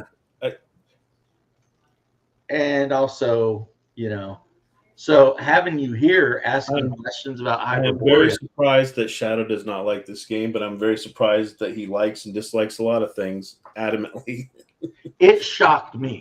I And was- I've known Shadow now for a couple of years, at least a couple, maybe more than a couple, maybe few or more, right? And when he said, I'm getting the game, I was like, you're going to love it. And then he made the video and he's like, I don't like this. And I was like, how do you not like this? It's everything you like. And he's like, nope. Gonna show it to you. Yeah. even if you Yeah. slap an elf in it, I Bring don't it know. to you. Maybe I don't know, but Well, all right. Well, I understand you got to Shadow go. So like stuff just because Yeah. no one else likes it. That's a joke he and I have going on. It's like, oh, what is it? Too many people like Hyperborea, so you gotta, you know, pick some game no one that didn't live in LA during the 80s has never heard of. And that's oh yep, Double D. I'll probably be cleaning, bro. you should have told him it's Arduin based or something. Well, I guess Arduin, it turns out, is very similar to Hyperborea in a way. That's what I picked up from a little bit of reading through it. Well, he sent me the Arduin stuff, and I read it, and I was like, yeah, it's like Hyperborea, just not as much like Hyperborea as would make me want to play it. Yeah. But it's still the same kind of weird kind of thing, you know? All right. Well, I'll let you go. Yeah, I better hit this button before my wife throws something at me.